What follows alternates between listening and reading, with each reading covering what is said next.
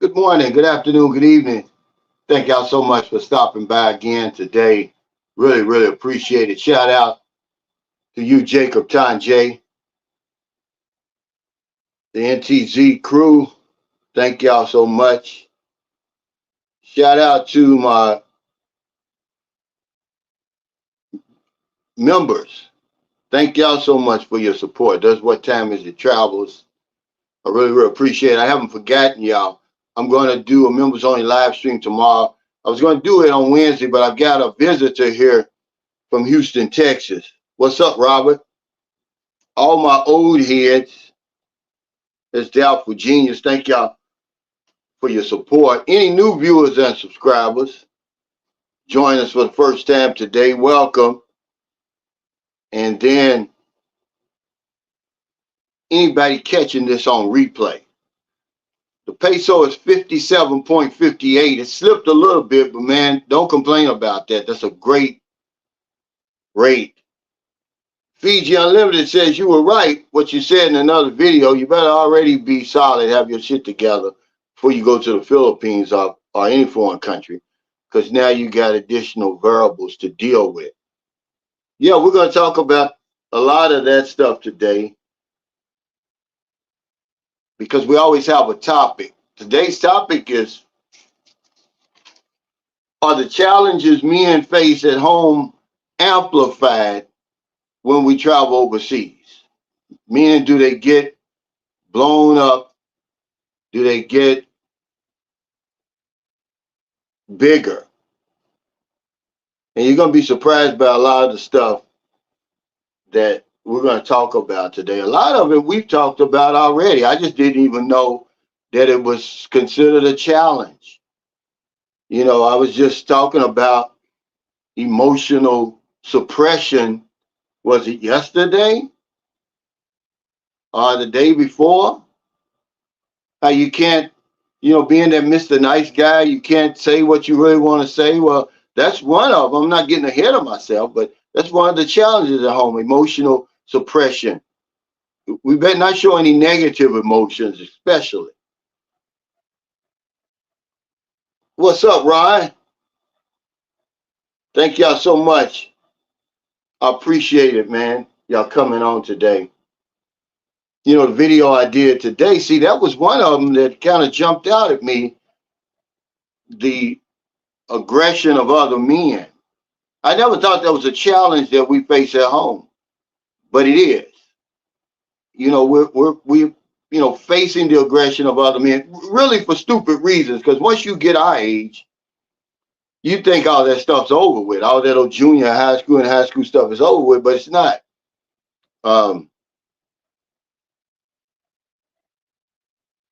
But we worry about that. There's tough guys everywhere you go. But really, the best way to deal with it is to confront it. But the realistic way to deal with it is just to ignore it, try to avoid it. Oregon Steve says, why would you like in the Philippines with great infrastructure in Thailand? Because it's not all about infrastructure. If I was looking for infrastructure, Oregon, I'd have just stayed at home. I doubt that Thailand's infrastructure is better than the United States. It's all subjective anyway. And there's no, why are you comparing Thailand and the Philippines? Why not Thailand and Singapore? Or whatever it is. Hey, Dolan, May. See, that's another thing we get stuck in. Just enjoy Thailand if that's where you are. And I'm going to enjoy the Philippines. I mean, I can go to Thailand anytime I want. But it's not a comparison thing, but we love that. Oh, I'm better than you. Leave that stuff at home, man. Leave that old Western stuff. That's the matrix you're bringing over here. We don't need that. What's up, 53 Shades Dark? We're always comparing. Look, my woman looks better than yours. She got a better job. My house is bigger. My retirement place has better infrastructure. Who gives a damn? I'm not trying to build an atomic bomb over here. The Philippines has everything I need. I'm not trying to do all that stuff. Get them legal stuff taken care of. I wish I could spend all day long talking about women in relationships like some of these bloggers can do, but they hold me to a higher standard. I've got to be Ed Bradley. See, if I gave the stupid advice that a lot of these vloggers give, y'all would shun me. Okay, you actually got bloggers on here that are telling people, see, because I've changed my view about it. They'll tell 60, 70, 80-year-old men, don't leave with your wallet.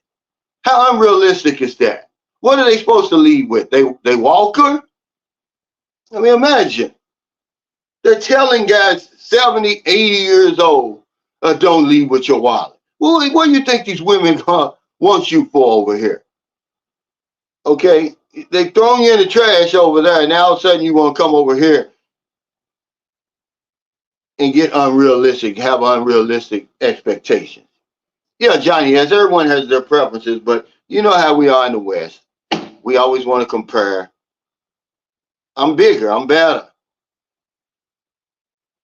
But we want to talk about stuff that's really going to help you, grow as men. Men are the problem. We're our problem.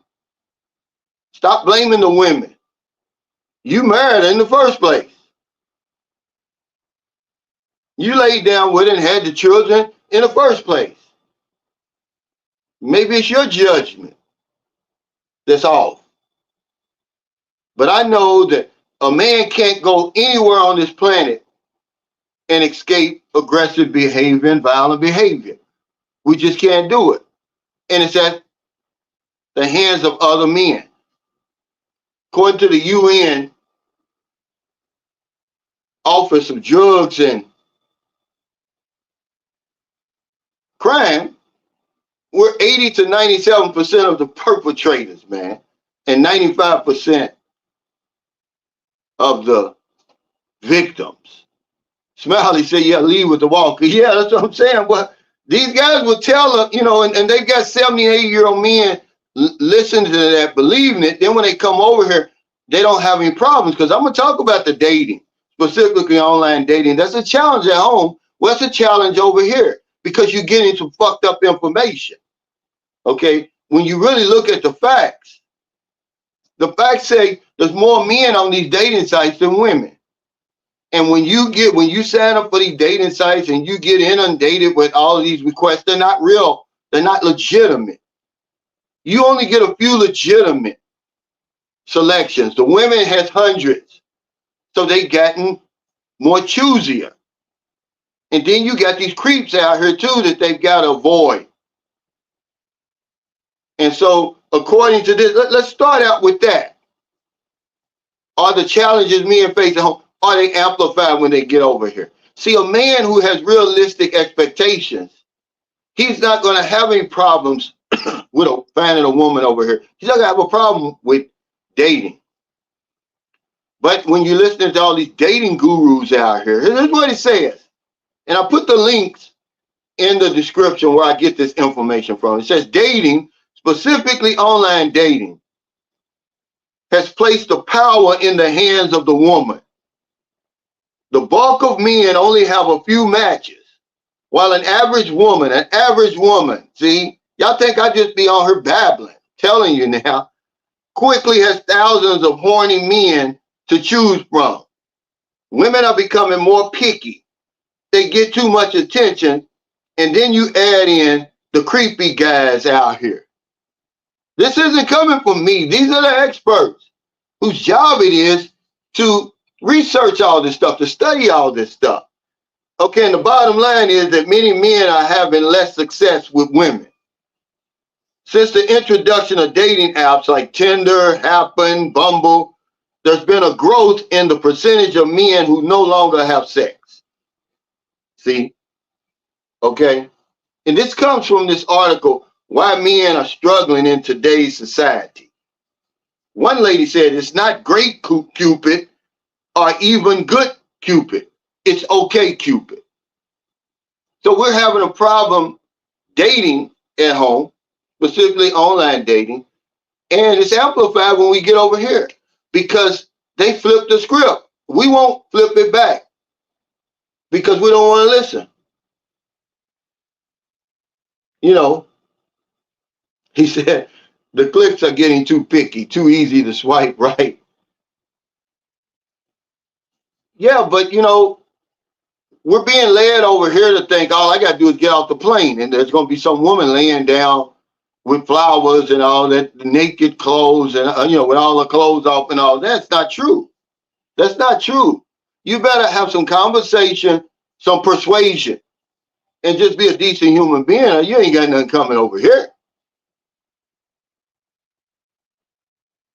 Hey, Smiley, thanks for that super chat. He said, yeah, the women are so picky now compared from the time I was on dating sites. It's true.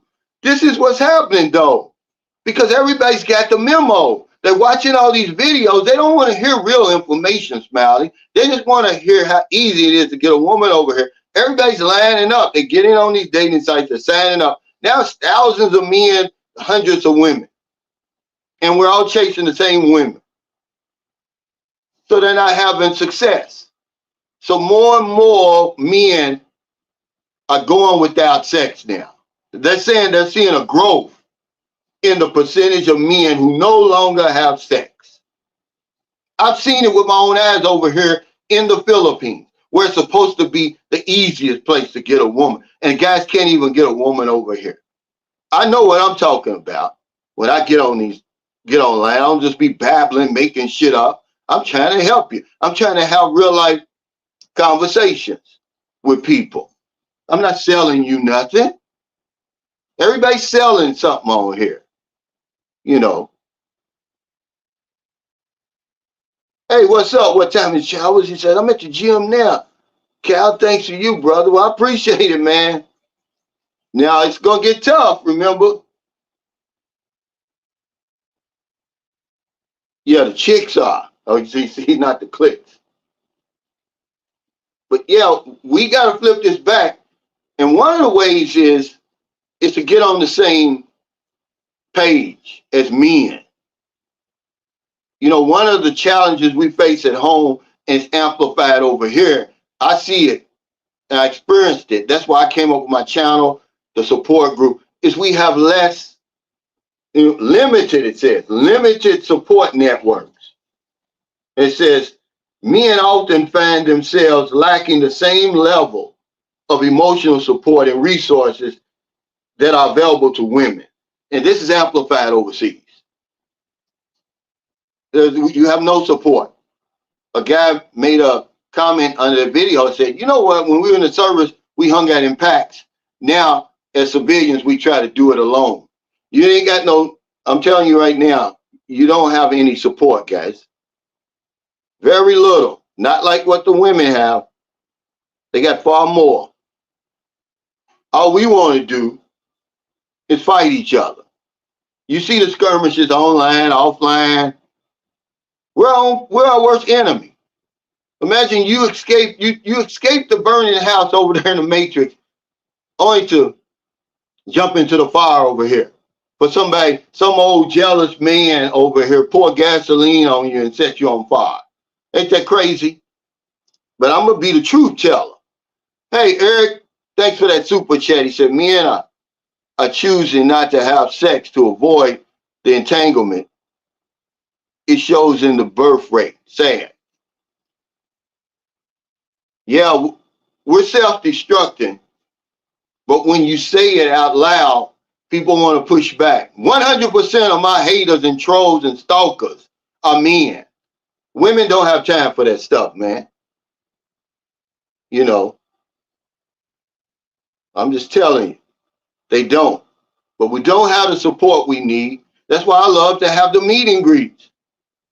Man, it feels good to be around same thinking people, people on the same page as you, going in the same direction. I spent years over here, crickets, nobody to talk to. You walk past a foreigner, especially another man, he acts like you're invisible.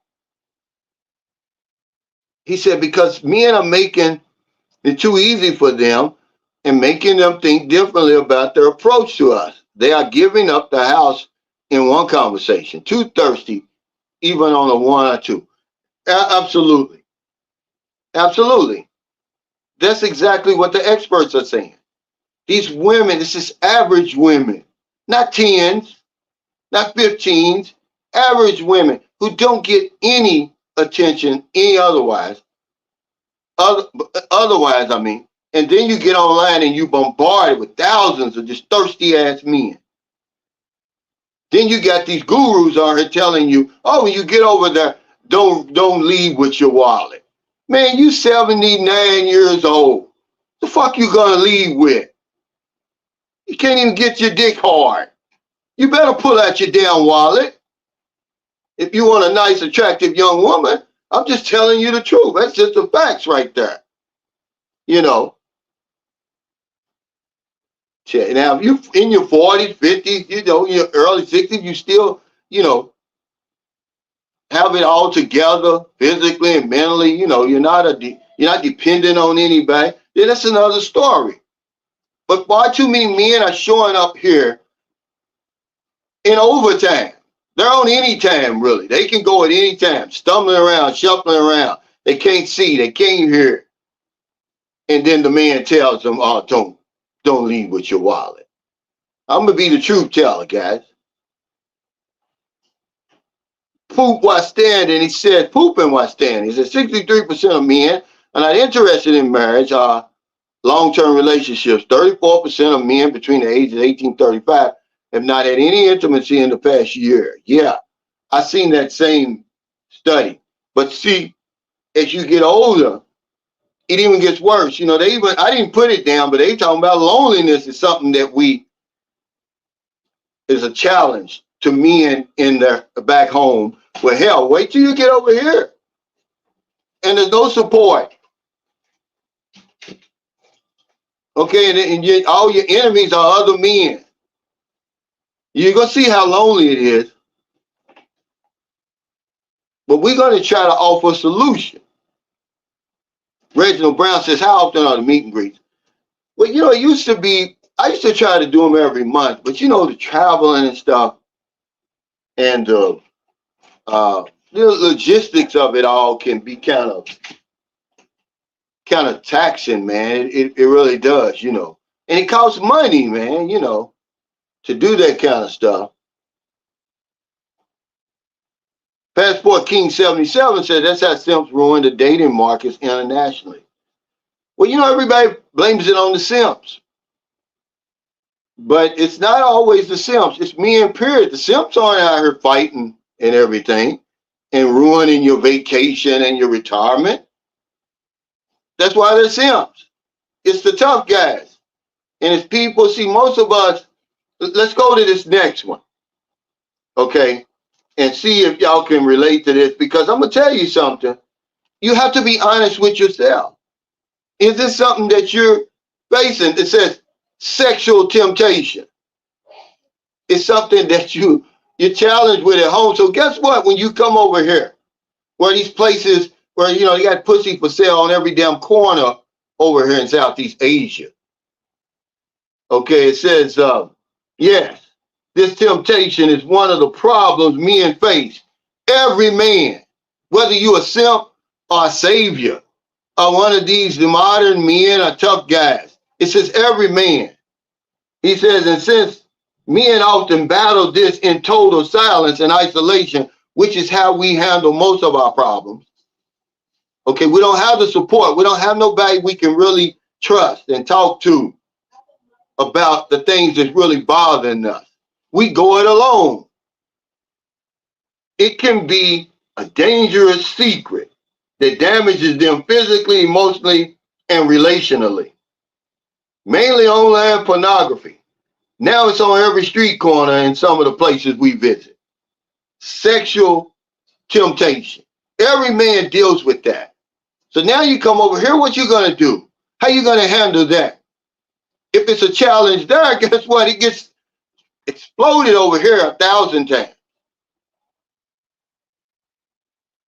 What's up, Master Isaac? He said, how you doing? I'm doing great, man. He said, man, you 79 years old. You better leave with your wallet. You're damn right. That's true. Jason Flynn, you know, I'm going to give you the nitty gritty. I'm not going to sugarcoat that shit. Hey, Robert Sanford, that's the friend I'm telling y'all. He's here from Houston, Texas. He's in the guest house, him and his girlfriend. This guy's been a long time support. I mean, way back. I probably had 200 or 300 subscribers. He's a younger guy though. He's like 40, in his 40s, early to mid 40s. See, he doesn't have to leave with his wallet if he don't want to, but it's a reality over here that, you got to show something. But they're telling 70, 80, and damn near 90-year-old men not to leave with their wallet, man. That's false information. Okay? That's bum data that y'all getting. And it's not going to help you any. You can't even see. The woman's got a CNI dog with you at the damn airport, but you want the woman, the young, attractive woman, to be with you. Okay, come on, guys. Let's be real today, okay? He says, what I meant is the men that spoil the women overseas far beyond those women are used to normally. Yeah, but that's all of us. It's not just a segment of men who are doing it. If you are facing challenges at home, Passport King, it gets amplified over here. If you're on a dating site, that means you're one of the thousands of men on there ringing that woman's bell. The same women. But according to the data, it says average women are receiving thousands of messages and winks and notifications from horny men and creeps out here. So we can't blame it, that's the easy road to blame it on the simps. We face a litany, man, of challenges at home, man, and we travel to try to get away from the shit, man, only to jump on the frying pan to fire. Then you got these ignorant men that are going to give you problems no matter where you go. Okay? The top two ways to handle that is to ignore it and avoid it and confront it. So get yourself together, because I thought as an older guy that you outgrow that bully stuff. See, but older men, especially those who, they're in the fourth quarter, their patience is thin, they don't handle bullying well. They'll kill you. But the bullies aren't getting this message. They're not getting it. You got people over here with physical problems, man. You think they're going to let you bully and pick on them, man? They'll blow your head off. They'll find a way to do it. But there shouldn't be any reason for that. Okay? But that's what we're going to talk about today. Yeah, it's not, we can't just keep on saying the simps. David says, old guys got it bad. Fact. I mean, young guys too, you got to spin. You may not have to be as upfront with it, but when you come to Southeast Asia, man, you're crazy. Okay, well, the one thing that's lacking over here is money. Okay, they're in dire need of money, so it's swinging dicks over here already. Millions of men over here already. They need money. They don't need your love. I just did a video on that. He said, do not take dating advice from women or players or salesmen, not insurance salesmen, but these love salesmen. They're not giving you the real deal, okay? If you've got a decent conversation, because women here, I'm just talking about the Philippines, because I live in the Philippines. They're very shy, they're very bashful in the beginning. You got to use the dating site really to kind of break through the ice. But you got to talk to the women. You got to let them know. You got to persuade them, yeah, I'm the one. And you got to be a decent human being. You can't mistreat them and different things like that. And you're going to have a woman. It's going to be the least of your problems. But we got guys over here who think that there's going to be a pack of women waiting for them at the airport. Or if I'm a white guy with blue eyes, they're going to jump all over me. They're not going to do that, guys. I'm sorry, okay? Or if you black guys, they're going to get back. If you're black, they're going to get back. And that's not true. But you get all this information. It's not boots on the ground information. Because I told you on my last live stream, it doesn't hurt my feelings when people tell me, oh, they're not interested in you. Yeah, well, she don't have a pot to piss in or a window to throw out. Thank you, lady, for not showing interest in me. That's less money I got to worry about. Spend it. And all I need is one woman anyway. And it don't hurt my feelings. You know, you should be worried about whether or not I like you. And Nazareth Terry said, based on your experience on the ground, what do you suggest is the best place for the first-time visitor who has 1 month vacation in the Philippines? Or do you suggest multiple places? You know, Expat Alley, you really can't go wrong. The reason I put Cebu up there, because you can come to Cebu and never leave Cebu. I'm not talking about Cebu City. I'm talking about Cebu Island. So you can come to Cebu City, then go to Bantayan Island. You can go to Camotes Island, Matapascua, Malboal. You can go to all those places without ever getting on another plane. Lapu-Lapu even has some nice resorts and everything like that. Okay, but you're going to run into some stuff in Cebu. Mainly the traffic now is so bad. It's congested. And that's why I say, you know, Davao, because Davao is not as congested. It's the largest city. It has that small island. It's clean. It's safe. But I would go Davao, you know, Cebu, Angeles City, Metro Manila. But it depends on who you are and what you like. Excuse me, Nazareth Terry. If you like the beach, man, hell, there's so many places you could go. But I would go to Cebu if I'm just trying to, you know, really stay put. I stay close around because the logistics here will kick your behind. Just getting from one place to the other. Because once you fly into Cebu and in Moncton, that's the only airport. There's no more airports on Cebu. So wherever you're going, it's in a van, a car, a boat. I mean, yeah, a boat or a bus. He said, Dollar May said 70 plus and single. You can't take it with you. Yeah, go out with a smile. That would be the right, you know, information. But they're telling senior citizens to come over here and try to act like players, that they want you for your good looks and intelligence. That's bad information, man. I can no longer stand by and let y'all listen to that bullshit.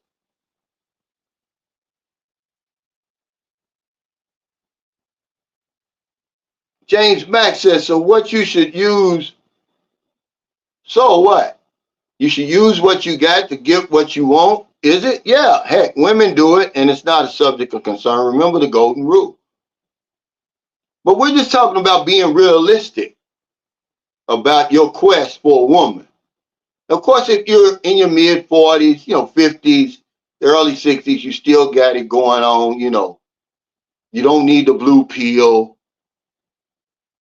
Your testosterone levels are, you know, normal. Why not, man? But we're painting every expat that comes over here with the same brush, or every visitor that comes over here with the same brush. You can't do that. It's so different. Same with the budgets and all that. Some guys come over here, man, and they cannot get on. They cannot get a woman. They go home disappointed. They say they're never coming back to the Philippines. I've seen it over and over and over and over. Not just one time, not just 10 times. They don't have what it takes. But they've been listening to people who tell them, oh, you know, no, it doesn't matter what you look like and all that, how old you are. It doesn't look, but you do have to have something other than that. You got to be able to talk to them, man. Once you talk to them, nothing ain't gonna matter. But it's their nature. They're not just gonna jump on you like that. They're very reserved over here. I can only talk about the Philippines. They're very conservative, man, until they get to know you.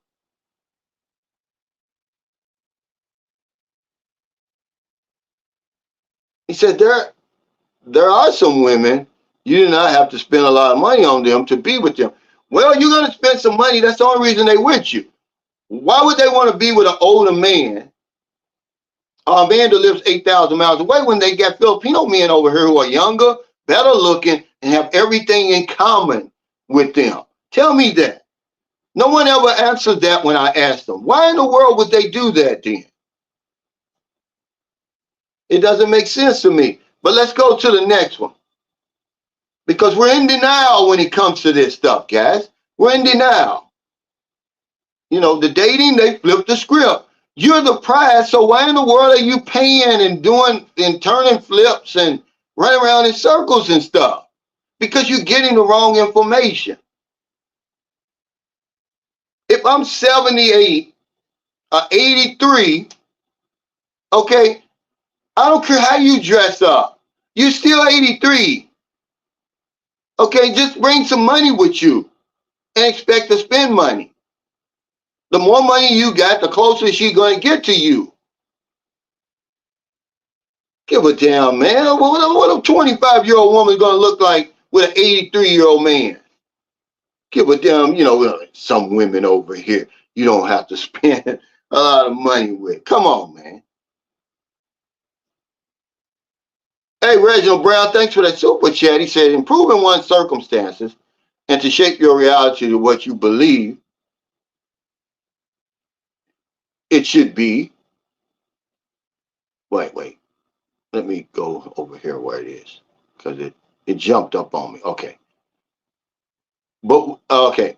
Improving one's circumstances and to shape your reality to what you believe it should be, but in a responsible way, and it varies from person to person. It does. But we try to paint everybody with the same brush. And it just don't work. You can't give everybody that message.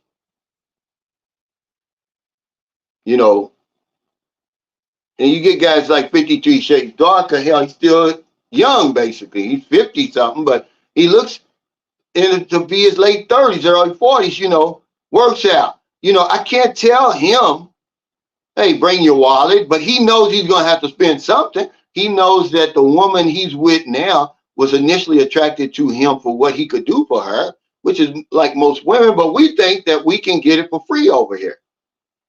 But it's different if I'm talking to, I got a friend over here who comes over who's 89. I'm supposed to tell him, don't leave with your wallet? He said, hate to see it happening, but I know someone's cleaning up from 3 dudes in 3 different states. Wow. She won't tell me where they are from because she knows I will let them know they are being played. Yeah, you know, we're our worst enemy because, okay, remember, we're in competition. That's one reason men are so aggressive toward other men. It says it had something to do with with mating, you know, back in the, you know, in the hunter-gathering days, you know. So that's why men are so aggressive. So if a guy tells you something about a woman, he's not going to believe it. I've got a guy over here now. I'm so angry with him, man. And I won't even fool with him no more. I don't even try to give him advice anymore. But even the women are telling him, you a damn fool. But he won't listen. So what are you going to do? He doesn't care that the woman's sucking and fucking everybody on the damn planet. He loves her. You stupid bastard. And it's 10 people out there like that I know. So if you think I'm talking about you, I'm not. But we won't listen, 53 Shades Darker. They're going to get mad at you for putting them on to the game. K. James said, most women are considered old in other countries once they are 30 and over, and especially if she have kids, but we're not treating them like that. This information says average women, that's what I'm seeing, is getting their mailboxes full. Not only mailboxes, they PayPals. Okay, their Western Unions are full from guys who supposedly know better. Okay. What's up, Tim West? But let's go to the next one, okay? And I just picked out stuff that I thought would be relevant to our experience overseas, okay? Economic pressures. Let me get this first. Looks like somebody. Hey, 0007, imagine. Thank you for joining the Sunshine Shoulders community, man. Welcome. I really appreciate your support. But it says, okay, men often face tremendous pressure to succeed and be the primary provider for their families. So how much more pressure, how much more are you going to be looked to be the provider when you come to a place like the Philippines, Thailand, Vietnam, like that? Economic pressures, they're amplified when you get over here. No man is an island, but we try to do it by ourselves. It says, you see, because here's what happens. Not only that perspective, but just to manage your money properly over here. Those type of economic pressures too. Because there's no safety nets over here. I need to remind you, there's no food stamps over here. There's no disability. There's no unemployment. There's no Section 8. There's no Medicare. None of that. So the economic pressure on you to be better with your money amplifies when you get over here. And then you got, you want to mess with women. They're going to expect you. If you think you got economic pressure to get it done at home, wait till you get over here. And it goes up 100 times. And that's the only reason she's sticking around. That's pressure. Okay, let's talk about this stuff because we don't talk about it. All y'all talk about is get with the woman as if that's, and then it's over. The problems is over. That's the solution. Booby wants to say hello. She just got out of school. No, I'm going to be the truth teller. I'm going to tell you that that's when the damn trouble starts. Okay? I'm sorry. That's when it starts. That's when the economic pressure starts.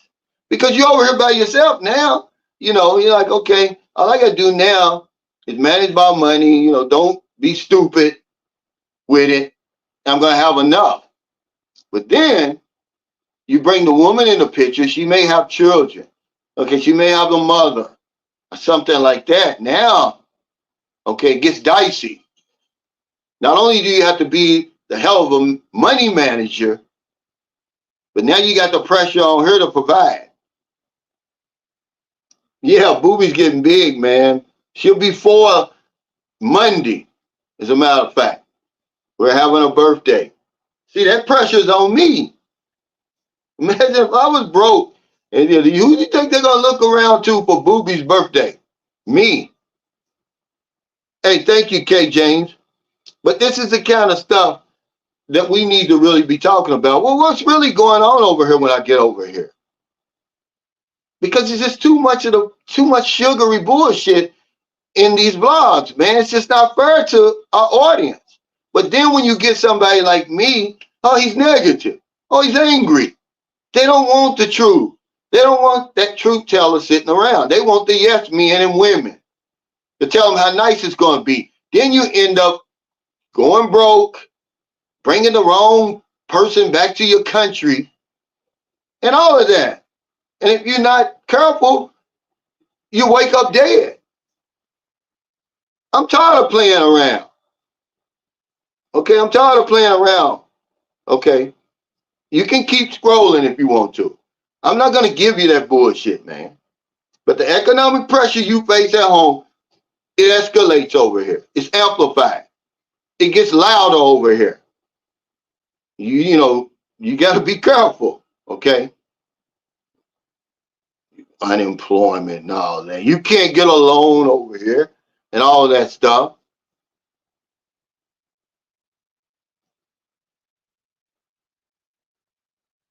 Yeah, but 53 Shades Darker, he's speaking truth, but these guys ain't gonna listen to you, man. They're gonna get mad at you for saying that.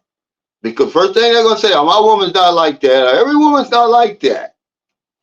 Yeah. But how do you know which women are like that and which women are not? Unless somebody pulls your coattail. Okay. We already talked about the aggression from other men. Okay, let's talk about this. This is a challenge that we face at home. And facing false claims. False claims made about you being taken at face value. There's no recourse. It says they will be believed uncritically, with or without evidence, because society is preconditioned to see you as a perpetrator. So remember I talked about the American guy over here was falsely accused of rape, and he spent 5 years in prison, even though he was unequivocally, without a doubt, this guy was innocent. He was 10 hours away when the crime supposedly had occurred. The woman waited 6 months, and during the course of those 6 months, she was trying to blackmail him and say, hey, give me X amount of dollars. He got all this documented, and I'll drop the charges. To no avail. This man spent 5 years in prison, a Filipino prison. Okay, think about that. It's not the prison at home. Okay, first of all. And then guess what? To add insult to injury, they would not let him leave the country until he paid that 5 years of overstay. There was 250,000 pesos he had to pay. They would not let him leave until he paid that. They did not waive it. Okay, this is what I'm saying. This is how you, this is why you have to know who you're dealing with. We come over here from the first night and jump in bed, move in with people we don't know. We don't know what their motives are. We don't know what's going to happen when we finally say no and put our foot down and say no and give you another damn peso. I'm not buying that car. You don't even have a license or whatever it is. I'm not going to start that business. Now all of a sudden, you decide, well, it's just not going to work out.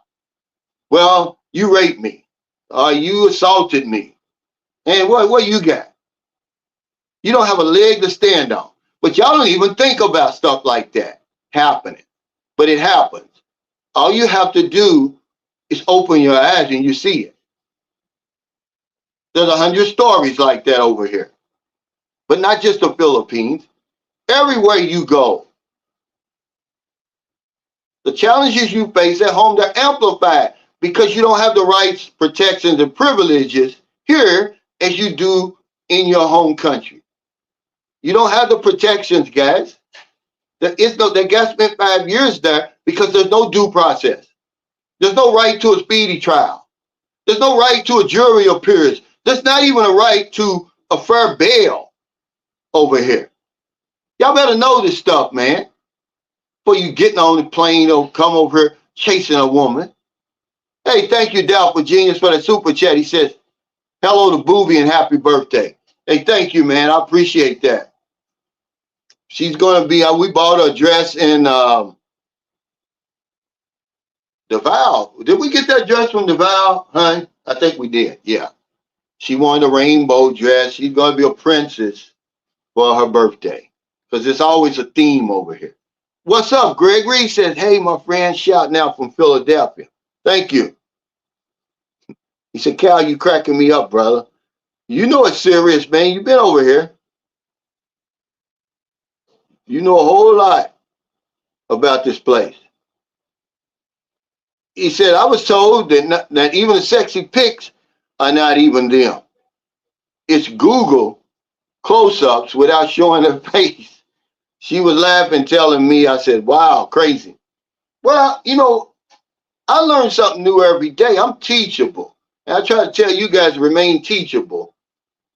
There's an app called Tango. I never heard of it. Okay. My buddy over here told me about it. Robert Sanford. I never heard of it before in my life. He said it's like an online strip club.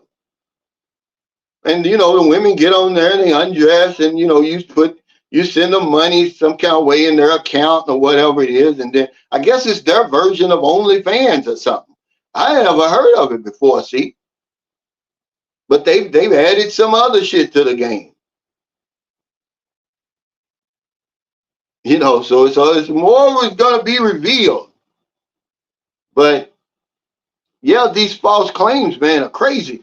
And that comes from the article that I put in the link 21 struggles men face that most women don't realize. And it's written by a woman. But them false claims, man, how many times, domestic abuse? They're going to believe it. Okay, with or without any evidence, because society's already been preconditioned to look at you as a perpetrator. We got a bad reputation overseas anyway, especially in Southeast Asia. You can sugarcoat it all you want. You can sugarcoat it all you want. But that man spent 5 years and then they wouldn't let him leave. Crazy. Oh, okay, he said Wango Tango. Is that what it is? I never heard of it before. Robert Sanford told me about it. I was shocked. I was like, I never heard of that before. But he said that's how he met his girlfriend. I was like, I never heard of tango before. He said, yeah. He said, it was big during the lockdowns and stuff. See, they already doing other shit, man. I ain't know nothing about. He says, coming over there in Cebu in September for vacation. Any tips or places I should see staying for 3 weeks? Well, Cebu has some nice tourist spots. The Tops. They've made that a whole tourist attraction now. When we used to go up there was nothing up there really, but a few locals selling little knickknacks. Now they got restaurants, bars, and all kinds of stuff up there now. It's really nice. You pay the taxi driver, he takes you up, and you're on top of a mountain, and you look all over Cebu, Mactan. You see all the 3 bridges. It's beautiful up there.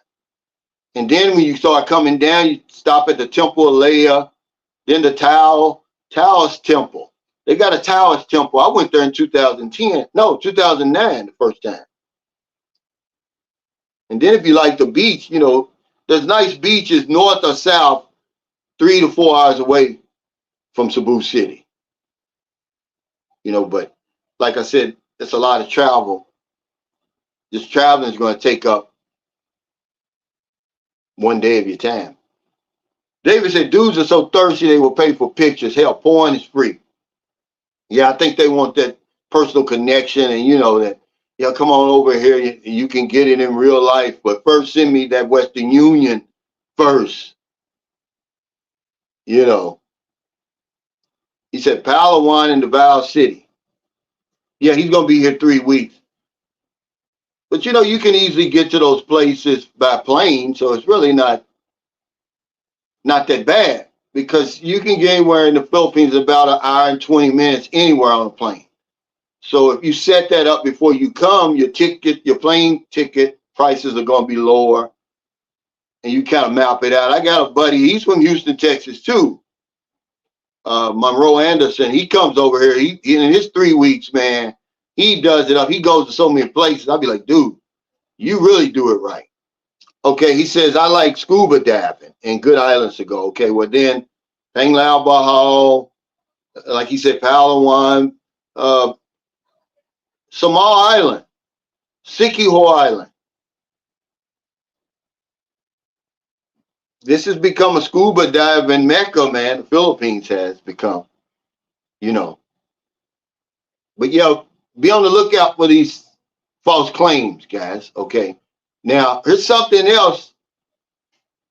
Some of the challenges we deal with at home, and they're amplified over here. Now, you got to be honest with yourself. Self-doubt. It says, do we have what it takes? See, a lot of guys get over here and they ask themselves that. Oh, I'm 70. Because, that self-doubt kicks in. And she's only 25, and you just start thinking, doubting yourself. Can I handle it? Does she really like me? Okay. Do we have what it takes? If we're making the right decisions, whatever decisions you make, if you think they're challenging over there, imagine coming to a new place. Okay. Now the decision, because you really don't know. The guy, Sonny, the other day on the live stream, he said trial and error. Well, hell, do you got that kind of time? You got that kind of money? But are we making the right decision? Is this the right woman? Should I come to the Philippines or Thailand or wherever it is? You know, it's that self-doubt creeps in, you know. Are there any other guys feeling the same way? Well, you're never going to know because you don't have anybody to talk to over here. We go through it in silence, in isolation. There's no support for you. And you got to be really, really careful about where you're getting your information. Believe it or not, a lot of people online in these channels, man, they're not over here. They haven't been over here that long. And you got to just be careful. It's like a smorgasbord. Take what you like and leave the rest. You know,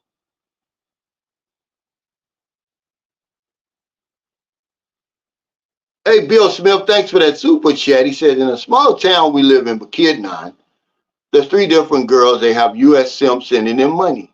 None of the men ever been here. One girl gets $500 a month. Yeah, thank you, man, for, you know, being honest and telling the truth. And I hope somebody's out there listening. These long distance relationships are bogus anyway. That's what Robert Sample said the other day. He said, man, you know, the more I thought about it, he said, listening to you, when you talk about long distance relationships, the more I thought, man, I must be crazy to be doing this. Flying that far, you know, because he's a Viking, man, this guy.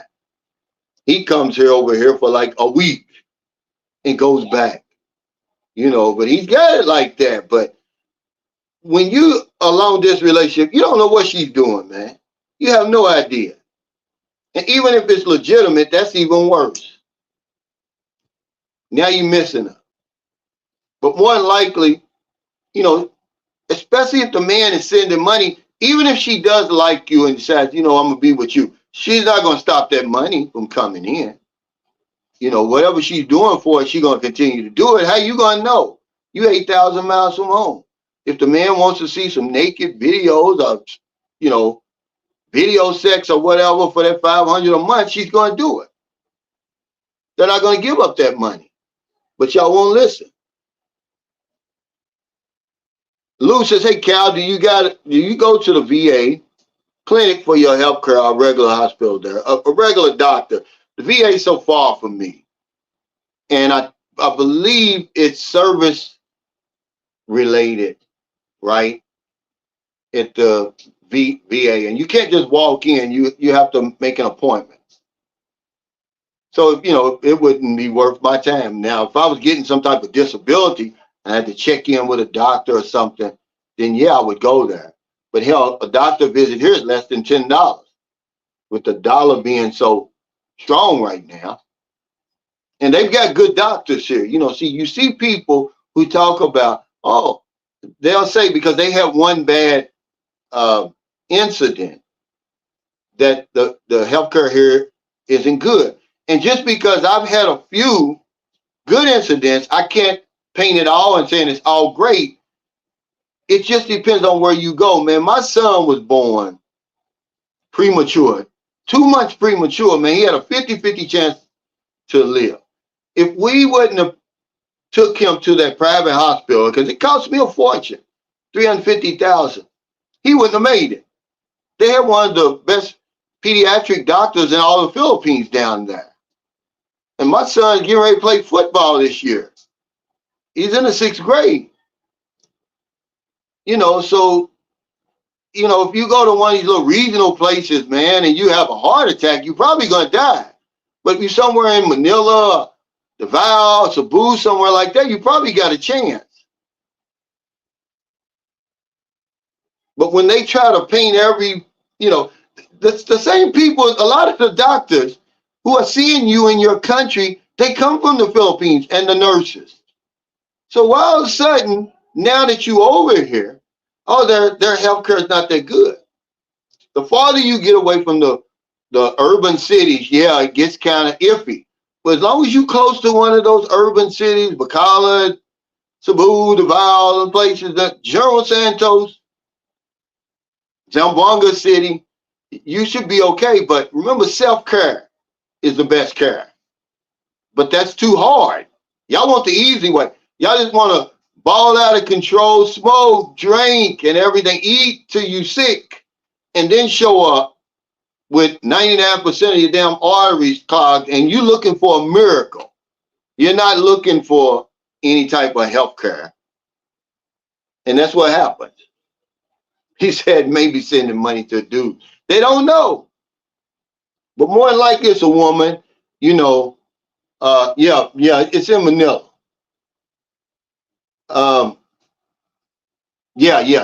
See, you'll be okay then.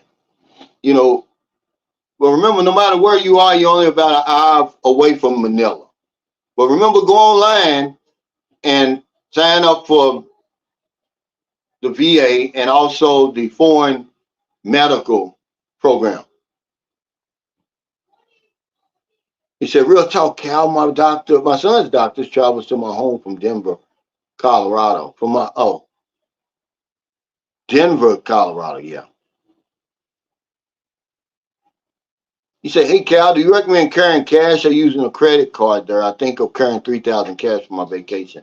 Yeah, that's pretty good, you know, because this is a cash society, Gregory, and I only use my credit card. I got one credit card I use here, and I only use it if I go to the grocery store or one of the malls or somewhere, because most places, you know, don't take credit cards, really. Only the established places. You're talking about the Philippines where 97%, and I didn't say this. This is from the Philippine Statistical Authority. 97% of the people here do not have a credit card. Okay, so yeah, I would bring that cash. I would get a little bit exchanged at the airport, not a lot, because they busted your head at the airport now. It's changed. And then I'd wait. I'd get enough to get me a taxi, get me something to eat, and if you haven't made your accommodation, get you a hotel. But then other than that, I'd wait to go to the mall, one of those credible money exchangers. But yeah, bring cash with you. Oh, you're welcome. Yeah, he said Clark Medical Center in Angeles City is affiliated with the VA also. Thank you for this information. Because as you go up in Angeles City, where they've got a lot of veterans and retired military, you get a lot more benefits, you know, because when I was there, I was told, now, and this is hearsay, that they take TRICARE and all that up there. Okay.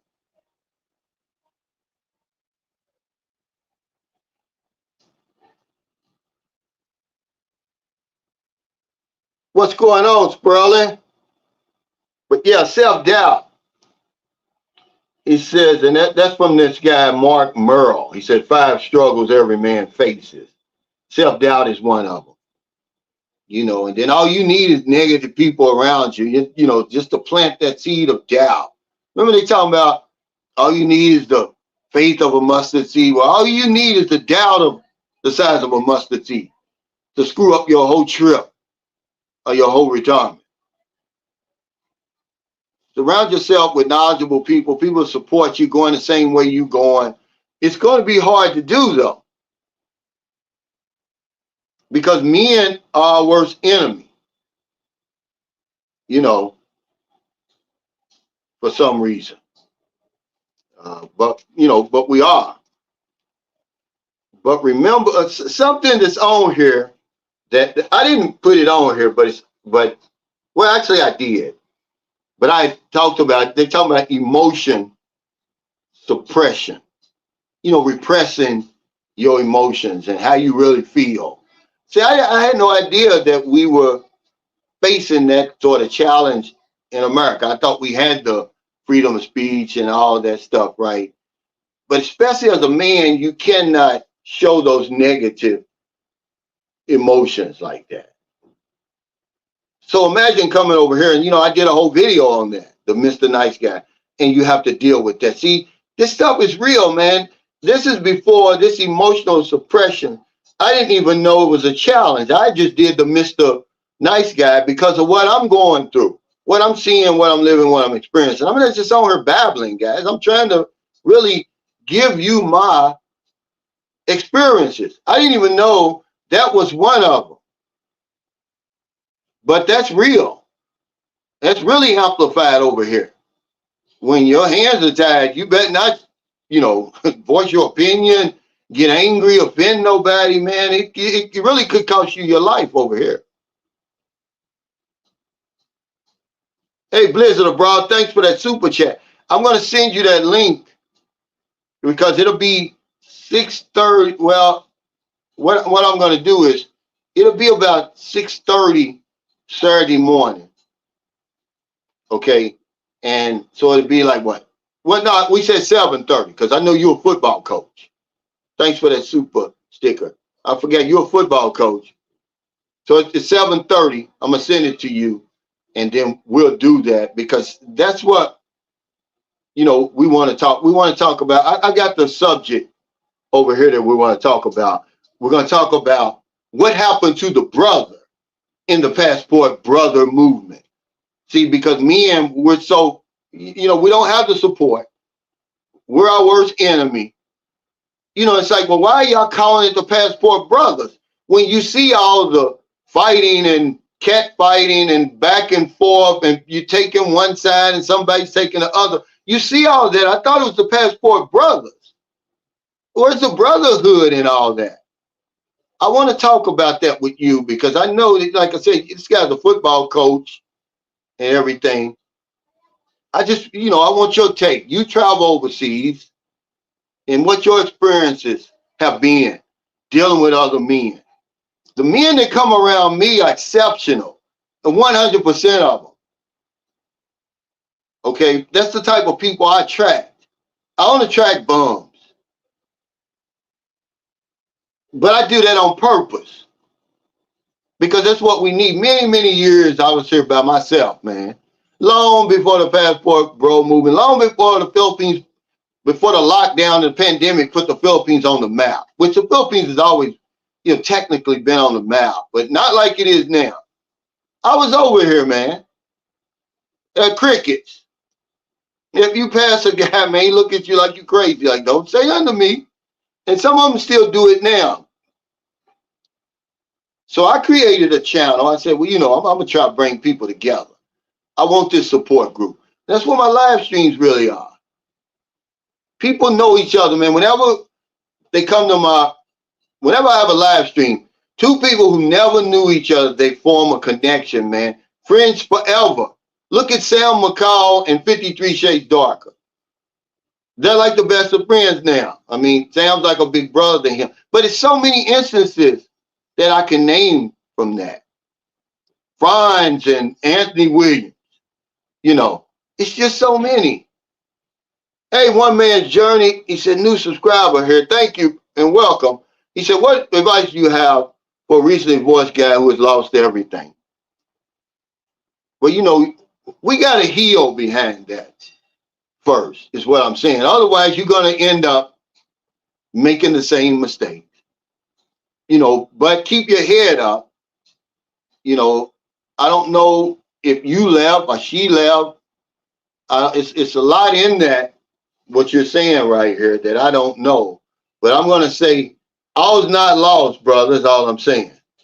Okay, heal, grieve, whatever you can, and then get on a plane and go somewhere, reward yourself for having weathered that storm, because that's a storm, man. I've been through it. I mean, I really went through it where I gave everything away and I survived. So that's the advice I got to give to you, that you're going to survive this. As a matter of fact, after a while, you're going to be thankful. You're going to be happy that she left you or you left or whatever doubt you got. See, self-doubt is one of the challenges we got. But I'm going to tell you to hang in there, brother. It gets better. Only if you want to make it get better. But I wouldn't be in such a hurry, man, to get on a plane and get hooked up with somebody else. Okay? But I would reward myself. I would take a vacation. Get away from it all. Because wherever you are, they're chirping around you. Yeah, they're chirping around you, brother. And it's always our fault. It's always our fault. It's already set in stone that My 2 failed marriages was my fault. I was married for 18 years and 10 years. It's already, you know, this, remember, facing false claims is one of our challenges that we face. Okay, one was an American, one's a Filipino, so it happens, okay? And you're guilty with or without evidence because, you know, they've been preconditioned. It's your fault. You did something wrong. So she hurried up and ran over there and said, I cheated. Never talked about her side. That you left. I didn't sign up for that, lady. Okay? But yeah, hang in there, man, and recover, like Jim says. You know, you're going to get through it. I mean, put a 1 in the comments if you've been through a divorce or separation, man, and you made it to the other side. Let's give him some support. Okay? Yeah, he said, that's right, Cal. Sam is like my big brother now, and I'm glad to have met him and his lovely wife, Nelia. We love them people. Yeah, I know they're great people. When I see Sam, it's hard for me to believe he's in his 70s. I can't get that in my head, but he is. He's on my new video, by the way, in the end, the picture of him and Nelia. There was some pictures Michael Beach of Life made. You know, those are professional pictures. He made them for free because he's part of the community. He said, what's happening? Travis says, he said, I don't like my nephew carrying around 30,000 pesos like a damn idiot. He had his woman mad as hell at him. Yeah, I don't know why you would carry that kind of money around in the Philippines. What would you need that for unless you go in and put it down on a motorcycle or something, or a car or something? Because in our minds, because see, this is what me and Robert was talking about. He said, I see now what you're talking about, you know, getting used to that, moving from the dollar economy to the peso economy. He said, because I'm always, you know, doing that exchange, that conversion in my head. So to him, it's like, well, it's only $500. But no, it's 30,000 pesos. It's a big difference. All you have to do to figure out how much 30,000 pesos is ask her, say, well, how much do you earn on your job? And then she'll say, 10,000 pesos. Well, that's 3 months pay. And they have to work 8 to 10 or 12 hours a day to earn that. And you're just walking around with it. You have no respect for the peso. And this is why we go broke. Man, you better put some respect on that peso, man. It won't take you long if you really focus, but you better put some respect on that peso. Are you going to go broke? You always converting. Oh, it's only $500. Because that's what me and Rob was talking about yesterday. He's giving away a lot of money. I said, well, you know, when you're thinking about giving somebody 1,000 pesos, that's like 3 days pay for them. And they have to go to work and earn that. It's not $17 and something, whatever the exchange rate is.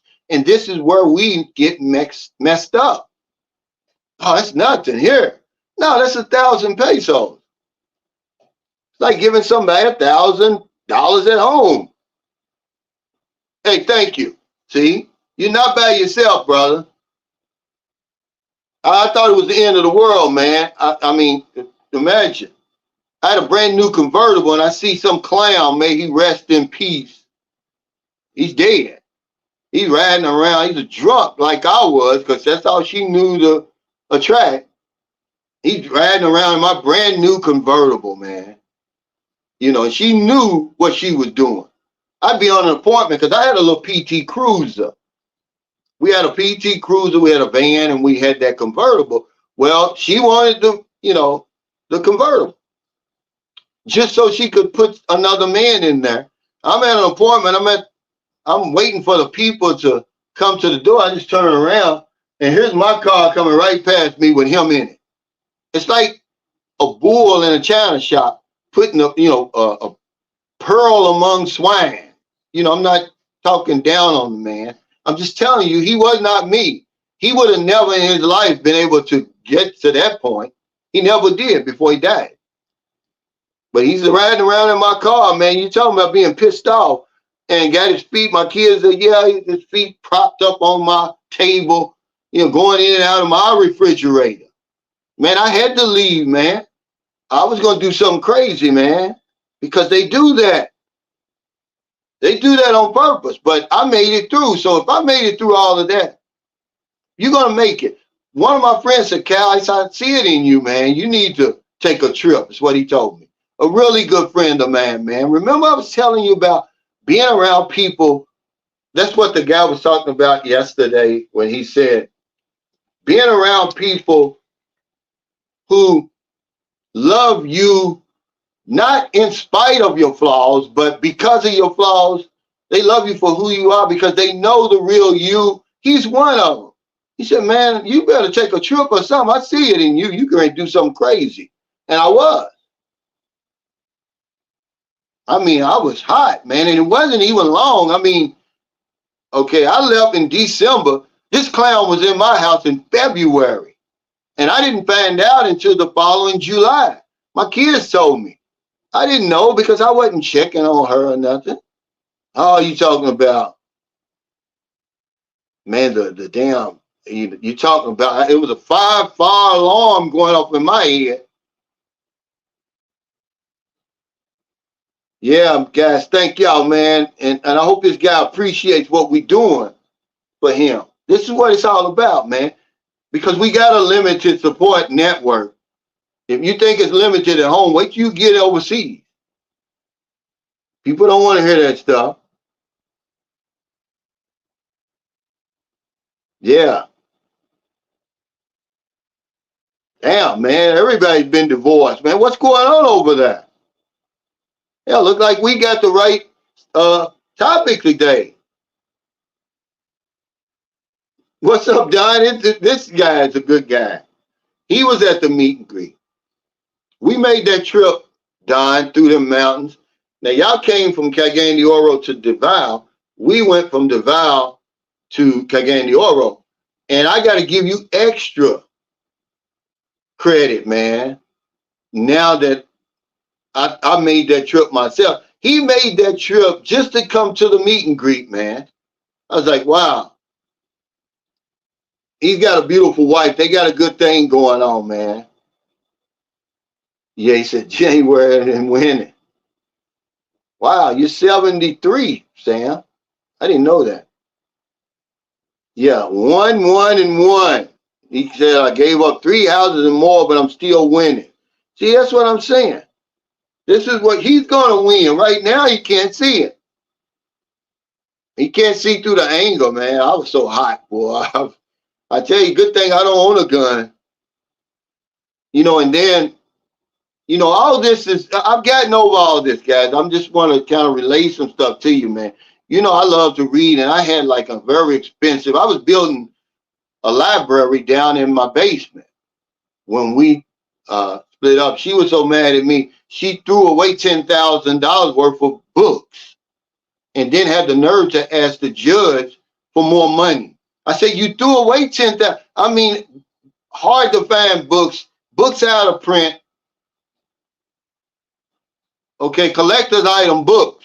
She threw them away in the garbage. Had my kids do it because, you know, they didn't know what they were looking at. When I made my walk from Louisville to Lexington, you know, because my daughter was in the 1st grade at the time, it was a big deal for her. Well, you know, I had three television stations covered it. Well, one of them gave me the tape. They said, here, this is for you, for your archives. You know, you can watch it anytime you want, because if you don't think, they gave me 3 minutes on a 20-minute newscast. That's really, really big. Don't you know this woman tore that tape up, man? You know, anything to hurt me, she did it. But I got through all that. He said, thanks for the advice.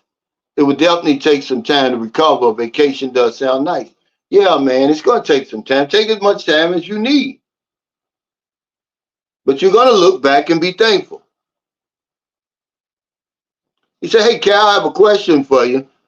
How do you vet those women to know who's going to set you up or not set you up? Well, all you got to do is going to take time.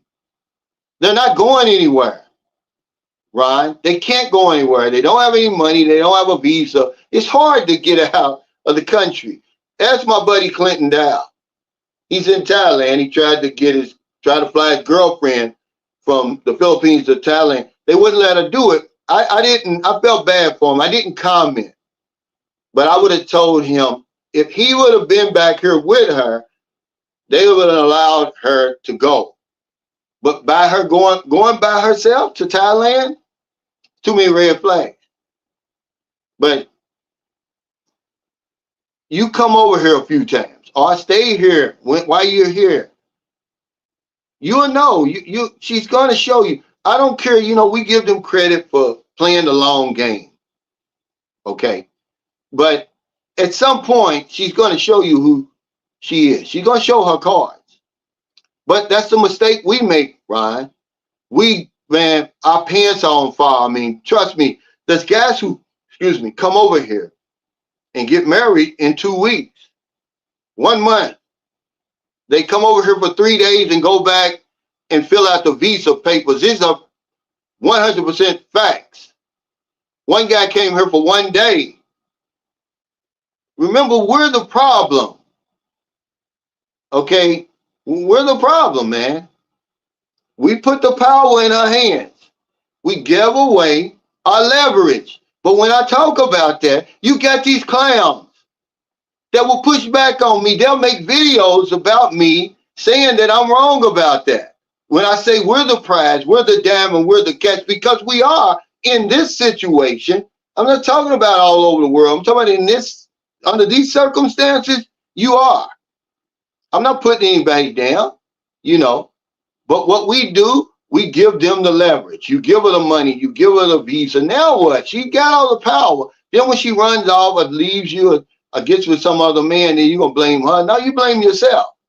Just be patient. Be more patient. That's all you got to do. We don't get lucky. We get unlucky because Filipinos, for the most part, are good women. We stick our necks out there to get it chopped off, but they won't chop it off. But if you're in a hurry, you'll get your head chopped off over here. Now, them, on the other hand, they get lucky. Okay? Because most of the time, they don't know what they're getting. Is he from India? Does he even have a job? Is he really who he say he is? Because a lot of us come over here and play that old rich game. Tell these women we got more money than we really have. We play all them stupid games. We're in our 60s, 70s, still playing those games. She don't know what she's going to get. Where is he from? How much is his pension for real? Does he even have a pension? Is he old enough to retire? Imagine that woman that had those 2 babies by broke John. Now what? But that's just, the tip of the iceberg. So to answer that question, man, just be patient. Where are you going? Why are you in such of a hurry? Look, people got mad at me. Look at the masking tape guy. What's his name? James? He made every mistake. We tried to help him. Now he's back in Memphis, Tennessee, or wherever he's from. I think he's doing the visa or whatever it is, but we saying slow down, man. I'm not picking on him because he's one of thousands that does that stupid stuff. These women aren't going anywhere. I've lived here, it'll be 6 years in December. I've been coming here on and off for over 15 years. The longest I stayed before this 6-year period was 13 months when my son was born. I got 3 baby mamas over here. I got a lot of experience. I got a lot of baggage, okay, that I can share with people, if they want to listen. I would rather take my advice from somebody who's been there and done that. A lot of these guys, they haven't been there and done that, man. You think because they're sitting on a stool in the Philippines, that's legitimate. But I don't want to hear about a relationship if you never had a relationship, whether it worked or not. I'm an insurance agent, man. Even though I messed up because I was the problem, honestly, I watch people. I pick up on stuff and I just share it with people. Well, they think I'm being mean. Oh, he's being negative. He's angry. No, I'm not. I'm just telling you, when I say stuff like she's not going anywhere because she can't, why won't you believe that? Then if they could, they would be gone. I'm talking about the women we deal with, okay? Because it's a distinct difference. All Filipino women aren't the same, even though people would tell you that. They'll talk to you as if all these women over here are the same. They're not. Some of these women wouldn't touch you with a 10-foot pole. They still have dreams. They still have goals. They're going somewhere. They don't need you to take them. Some women over here, they're happily married to Filipino men, majority of them. But the ones we deal with, they tell you everything you need to know when you see them on the dating site. They tell you everything you need to know right there. I deal with foreigners, okay? More than likely, I'm struggling over here. They tell you a lot about being on that dating site. But when I tell you, oh, it's first come, first serve, you still don't believe it. Oh, she really loves me. Okay, let him get over here first. Because she's dealing with 3 or 4 men. Why? Because she don't know if you coming for real. She wants somebody that's coming. She's tired of them promises. You know, she's heard them all. She's heard every damn promise in the book. She wants somebody boots on the ground over here. So you sending all that money, spending all that time online, and some Tom, Dick, or Harry beats you over here, you're out. She's still going to take your money. But he's already in there. Yeah, that PT Cruiser, man. But I'm going to tell you something, to be honest. I drove the tires off that thing. And the engine eventually went out. I think they had that old aluminum engine too. Because believe it or not, it was going to cost me more to get it fixed than the car was worth. HC Knight said I was on the verge of committing suicide. But I saw a commercial about the Philippines. I bought a ticket and everything else is history. I can honestly say that the Philippines saved my life. You know, that's something that's on here, but I didn't write it on my list because I should have. There are a lot of men, the challenges we face over in our own countries is anxiety and depression. And it's amplified when you get over here because of all the other stuff we talked about, loneliness, no support group, and all that, right? But I was in the same situation, even though when initially when I came over here, when me and my wife was going through, when I came over here in 2009, I was in a bad place, man. And that's what I tell you guys all the time. The Philippines love me back to life, man. You know, that's why I got to give them the credit. But I got to give myself the credit for taking that risk, for buying that ticket and taking that long ass trip, because I really didn't know what I was going to find over here. But yeah, I've been there, man. I've been there. He said, I gave her the house, everything in it, including 2 dogs. I got what I always wanted, peace. What's up, Jack? It's my buddy Jack. Now he's living the dream. I mean, really. They got a beautiful house. And they live in Pang Lao, right outside Pang Lao.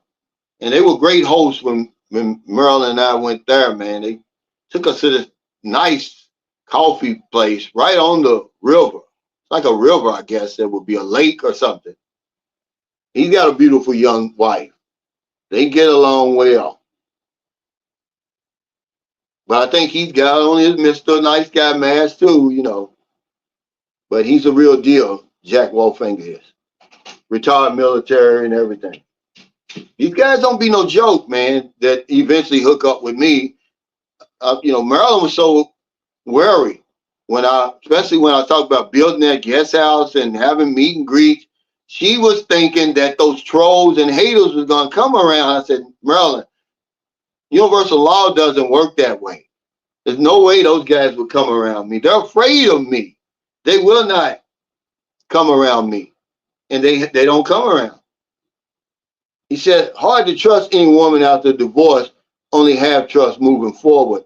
he's got LOL, but he's telling the truth. It's going to take some time. But what we do, a lot of guys think, well, I'll just jump back on the horse. If I fall off the horse, I'm going to jump back on it. But a divorce is a different monster altogether. Okay? It just is, man. I was separated in 2009. I didn't get married again until 2014. I had to heal first, man. I mean, I really did. It wasn't going to do me any good. Joe Gill said, Brother Cal, I'm coming to the Philippines tomorrow. Thanks for all you're doing. Wow, man. Come on, brother. What's up, Kevin? He said, I've never been married before. And when you see all these ones on here, who better than Kenyan? It's just like a warning, really. We're not discouraging people from getting married. It's just like I was talking the other day. If they tell you, Kenyan, if you cross the street, there's a 50% chance that you're going to get run over. And then if you come back over for the second time, it goes up to 60. Then if you try to go back over there again, it goes up to 80% that you're going to get run over. What are you going to do? You're going to stay your ass over there. You're not even going to go over there to begin with. Because you go over there, you got to come back. The odds of you getting run over increase. The odds of a divorce, you getting a divorce increase the more times you get married. It's true. Okay, they say a 50% chance. Okay, I got divorced. They say you get married the second time, 60%. Okay, it's true. I'm on my way to getting a divorce. Okay, so if I get married again, it's an 80% or something like that. 75 or 80%. He said, I've been married 42 years until she passed last May, looking for this vacation to the Philippines. Yeah, now we had a King Arthur was on here. He was the same way. But you really need to, grieve and to heal, because the next woman's going to have some big shoes to fill. I don't know if it'd be fair to her if you comparing her to your wife. But yeah, man, I tilt my hat to guys like you. He said, Frank Ellis is heading for the fourth quarter marriage. Wow. Wow. He said, what's up, Don? It's a pleasure meeting you. What a great privilege it was meeting you. Yeah, he's a real good guy, him and his wife. And what they do for people here and over there, they got a support group over there. They showed me pictures and kind of explained to me what it was about. You need that. See, the women are going to create that anyway. The woman's going to have that when she gets to your country. I already talked about that. Okay, that support group's waiting for her when she gets there. He said, when's the next meet and greet? I don't know. Somebody, Clinton Dow, as a matter of fact, he may be setting up something. I don't know. It'd probably be, September or something. There's really no set date. TJ had been trying to get me to the vow for so long. And so I decided to do it. And then, like I said, when I knew everybody else was coming, I said, yeah, it's going to be a good one. Yeah, see, there's another one, man, He said, wow, now I see why you flew to the other side of the planet, Cal. You went through a lot of stuff. Yeah, I did. I did. But that's just the games that people play to try to get back at you. There's no amicable divorces. People say it is. They're all bitter. It's if you really being honest with yourself. I'm just being honest. Hey, how you doing? Had a new friend here. God bless. Hey, thank you, Filipina Maurice Basaya. Welcome. Yeah, take your time. Don't be in a rush, man. We get unlucky over here. The good thing about, we know what we're getting because the women we're dating, they're all from the Philippines. It's not like her. She's dating this a cesspool around the world. And even though we're the prize, it's a lot of damn creeps in there. It's a lot of fakes in there in her pool. It's a lot of Pookies and Ray Rays, and she just don't know. It's so many cultures, so many different countries. Well, he said dating in America is dangerous. Women treat you so bad, you better off getting married to a blow up doll. Yeah, well, see, that's the challenge you're facing there. It amplifies over here because now you don't know anything about the woman, the culture. You're 8,000 miles from home. You really gotta. It's gonna take more of an effort. They'll tell you it's easy over here. It's easy finding a body, but is it easy really finding a good woman? It's not easy. You're going to go through, they say 3.5, it's going to be more than that. You're going to go through 3.5 women before you find a good one. And you might, they say, well, how long does the relationship last? I don't know. But that first one usually does not last. And if you're fortunate enough that it did last, pat yourself on the back. But most of them, the first ones don't last. Yeah, he said with time you will find out so much stuff about that woman, the tempo, the anger, looking out for you if she's trustworthy.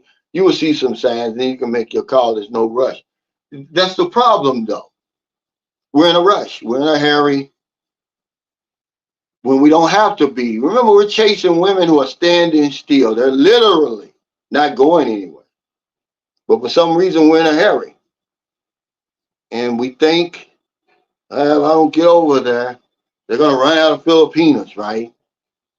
I tell people all the time, there's a woman turning 18 every day over here. She's becoming legal over here every single day. Around the world, there's nothing you have to worry about in that regard.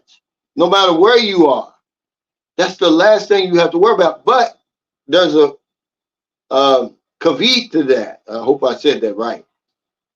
Only if you got your shit together. See, that's what my mother said. If you get your shit together, you take care of yourself, you're going to have a woman. That's the least of your worries. And again, be careful what you ask for. Because more than likely, the woman you're sleeping next to right now is going to be your worst enemy. It always turns out that way for some reason. Hey, Lloyd P. He said, hey, Cal, you're live. Welcome back, man. I thought you were through with live streams. I was. But my viewers and subscribers asked me to come back. And I listen, man. If you're out there and you're a vlogger, a potential vlogger, you listen to the people. I didn't realize how light these live streams were. I was taking them for granted. A guy with cancer said, man, I need you, man. One woman said, Cal, it was Elette Makata that really convinced me. She sent me it really wasn't a long message, but it just got through to me. And I was shocked. I was like, wow, I didn't know that people felt that way, and it is a support group, And that break did me some good. Colin B said, you're right. You need to cool down the pace. That's right. But we don't. If you think you're lonely over there, you want to say something. If you think you're lonely now, wait until you get to the Philippines. You're going to be lonely. But there's no need to rush. Take care of everything there first, including yourself. Tie up all your loose ends. You can't live here and home at the same time. That would drive you crazy. He said, the YouTube update the live icons? They're circles now, not square. I don't know. He said, 10 years now for me full time. But yeah, let's go back through some of these challenges because I've got company here, and I think he wants to go swimming before they leave. I'm going to take him over here to the swimming. But, we argue about a lot of things. We go back and forth on a lot of things online. If you're a vlogger, you know what I'm talking about. If you say the sky is blue, somebody's going to say it's gray. But as men, we face a litany of challenges at home. And we travel in hopes of escaping those challenges. But a lot of times they just amplify it over here. So what are some of the challenges that you're facing at home that are amplified over here? Well, limited support networks. He said men often find themselves lacking the same level or emotional support and resources that are available to women. This is 100% facts. I was talking to Merlin about this last night. When a woman goes through her period, first comes on her period, her mother, sisters, everybody rallies around her, says it's going to be okay. They reassure her that you're okay. They show her how to, wear the pad and all of that. But when a boy has his first wet dream or his hard on or something like that, we go through it in silence and isolation, man. There is no support there. There's nobody that says, hey, it's going to be all right. I mean, we're so embarrassed. When you wake up, the sheets is wet. The underwear is wet, and that just follows us all through our lives. Very few of us got anybody who we can really, talk to and really, get down to the nitty gritty, man. We just start trust issues, man. But economic pressures. If you think you got economic pressure over there, okay, what about when you get over here? Because there's two ways you got to look at this. Well, there's no safety nets. So now you got to be a money managing mofo when you get here. There's no safety nets. There's no, disability. There's no Medicare. There's no food stamps, Section 8, none of that. No subsidies at all. You can't waste any money. You got to be really, really smart with it. That puts pressure on you, added pressure to manage your money better.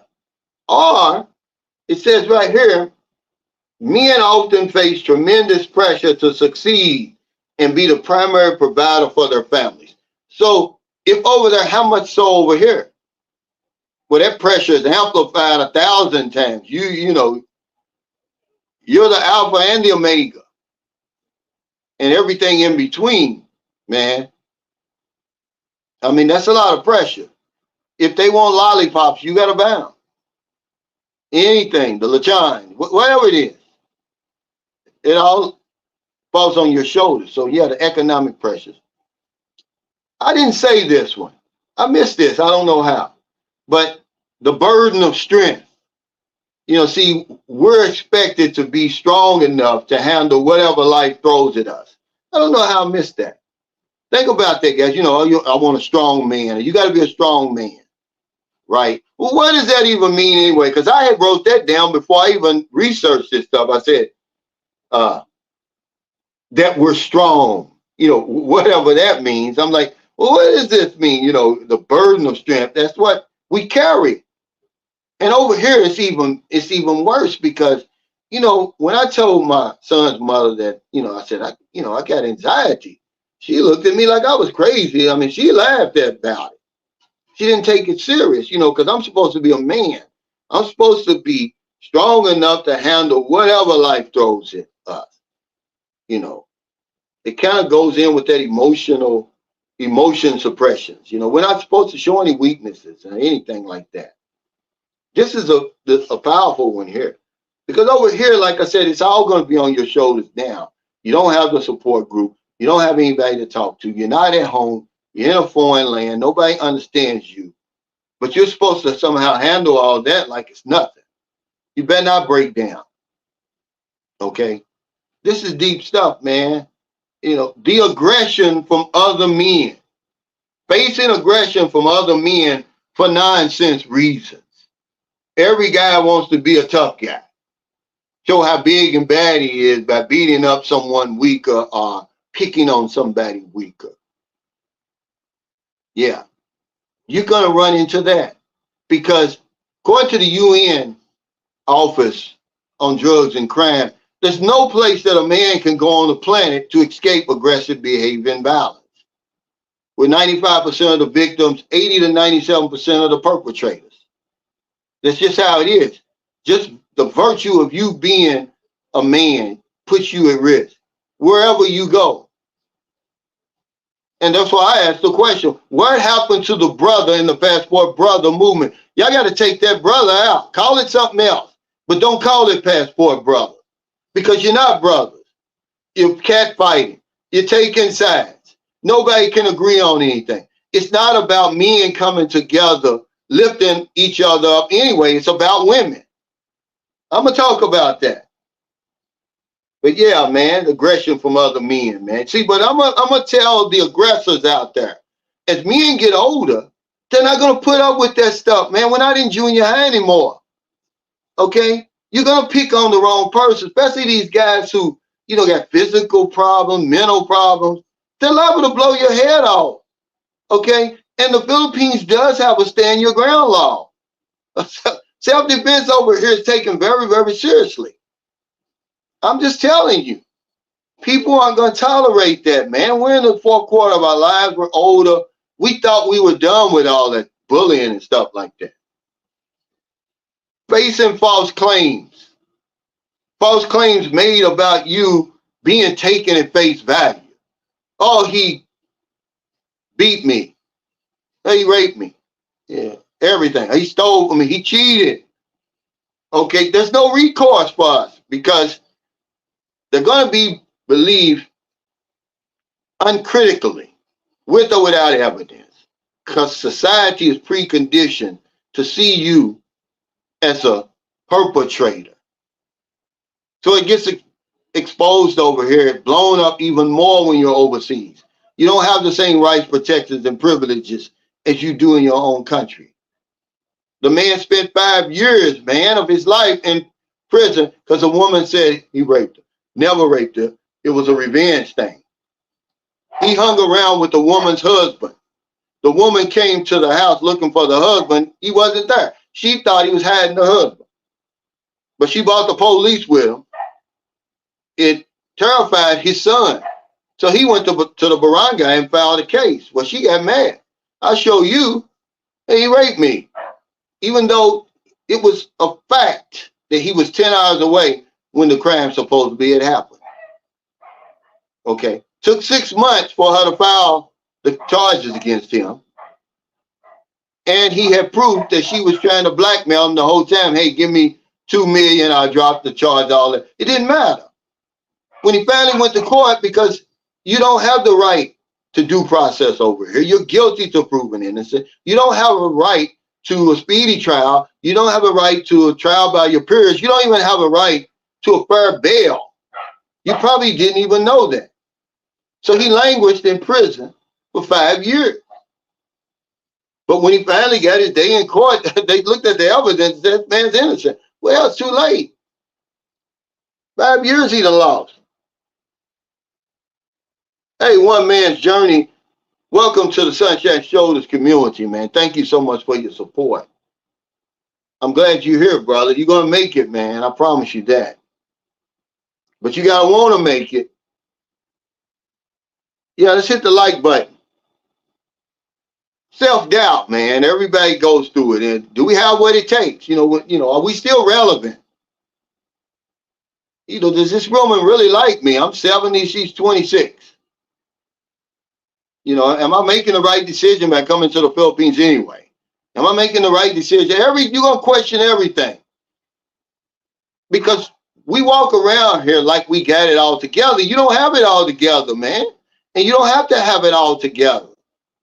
That's the good news. But that's how we walk around. Knowing good and well, you got self-doubt, man. And then wondering, I'm the only one that feels like this. Anybody else feel this way? Sexual temptation.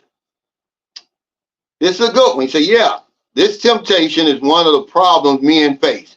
And then he writes, every man, period. Okay. And since men often battle this in total silence and isolation, like we battle all of our problems, he says it can be a dangerous secret that damages them physically, emotionally, and relationally. Mainly online pornography and tango and all the other stuff, right? What's the OnlyFans? Okay. Now it's on every street corner in some of these places we visit. So if you're struggling over there, what happens when you come over here? See, people don't talk about that. They don't talk about that as the reason a lot of men go broke. Maybe I need to do a video on that to expose that and tell you guys really what's going on. These women aren't scamming men over here as much as these bloggers tell you they are. As many videos as you see. We're the problem. We're out here spending out of control because there's pussy for sale on every corner in some of these places. And guys cannot deal with that sexual temptation. They can't handle it. So they're spending big time money, man, on sex. That's how they're going broke. That's how guys in Thailand go broke. It's going to take you longer to go broke over here.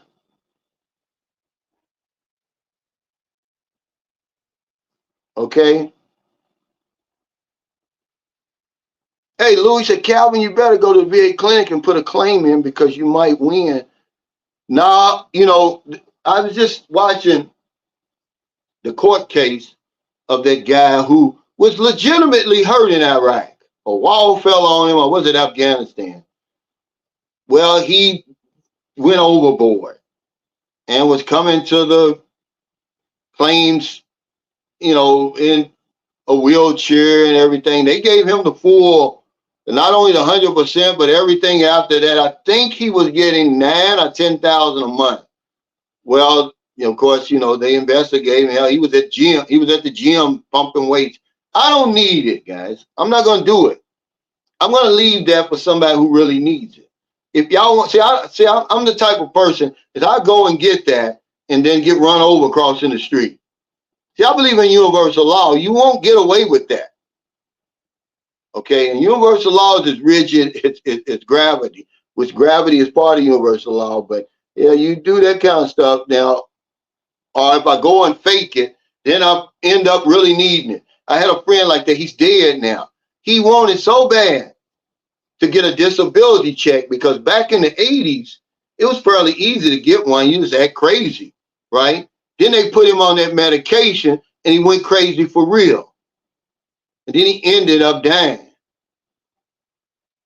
See, I don't want that. I don't need that money. And if I really needed it, man, it's the difference. Casman Flower said, this is why you have to be careful with messing with certain women and even people in general. Yeah, but it all boils down to us, Casman. You see, we always want to say us the wrong woman. Is it our judgment? Are we in too much of a hurry? Have we let ourselves go too far over there, okay, only to come over here and set ourselves up for failure? You got to get yourself together first. Did Blizzard of Broad say that? Somebody said that. Why not get yourself together first? So you can see clearly, man. Because when you coming over after divorce and all that stuff, man, you ain't seeing clearly. Okay, you're going to intentionally walk into a pile of shit. And that's what usually happens, man. Take your time. Joe Gitter says, you're 100% right, brother Cal. I do not have anyone I can talk to. At this point, I'm not sure I can trust anyone's opinion. See, that's how a lot of men feel. But, there's a saying that said, if you don't trust anybody, it's because you can't be trusted. They say if you want a friend, then be a friend. I think you probably do have somebody that you can talk to, but you probably have trust issues like a lot of men. See, when I went through the program, I went through the 12 steps. And one of the steps is, you have to do a personal inventory, but then you got to do it with the sponsor, with somebody else. You got to tell them all that dirty shit that you did. And a lot of people can't get through to that step because they have trust issues. But I cleaned out myself when I did that. And then the 9th step is make amends and all that, which I did. You try to clean your side of the street, but not at the expense of somebody else. But that's why, I'm able to come on here and freely share with strangers, the problems I've been through, man, because I don't have any secrets anymore. But you're right, man. You're 100% right, though. We got limited support network, man. We got to put up a front like we got it all together. We don't have it all together, and you don't have to have it all together.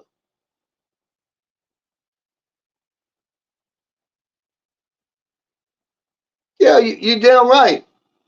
These women aren't scamming us, man. This guy's over here, man. They haven't had pussy since pussy had them. Now it's on every street corner, and they go crazy. They get their check. It's like a dope fiend. It's like being in a damn crack house. I seen it when I went to Angeles City. Them guys look like zombies, man. I couldn't believe it. Drinking at 7 o'clock in the morning. You know, going in and out of these places, man, where the places aren't even open, man. Just look like a piece of shit, basically. They let themselves go 8,000 miles away, you know. But then we're going to blame, they're scamming us over here. They don't even look in the mirror anymore. They look so bad. You know. So sometimes, you know, we're going to have to find somebody to, you know, to talk to, man, about our problems. But then dating, you know, specifically online dating, because that's what we're dealing with over here. 99% of us, that's how we meet our women online, but they'll lie and say they don't. Okay, they flip the script. The dating sites have. Okay, you have to pay, the woman doesn't, just to talk to them and respond to their emails and stuff. They've placed the power in the hands of the woman when it should be in your hands. You're doing everything. You're spending everything, even from the dating site to the plane ticket.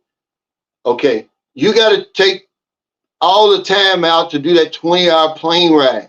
You come over here, you got to get the Airbnb out of the hotel. The food, pay for all the entertainment, everything you're doing. But you don't have any power. The power's in her hands. So when I tell you, man, you are the prize, you're the catch, you're the diamond, it's true. Because she doesn't spend anything. All she does is just go about her business like she normally does. We just got to quit being so thirsty. We got to quit chasing women who are standing still. Okay, it says the bulk of the men only have a few matches. But we'll tell you, oh man, when I signed up, I got 200. Yeah, they're bots. They're scammers. You only get a legitimate couple of matches. But the woman, it says an average woman. It didn't say a 10 or 15. She quickly has thousands of horny guys to choose from. Women are becoming more picky. They are. I told y'all that a long time ago before I even read this stuff. I'm telling you what I'm seeing. I don't just get on here making shit up, man. He says they get too much attention. And then you add in the creepy guys out here. And the bottom line is that many men are having less success with women.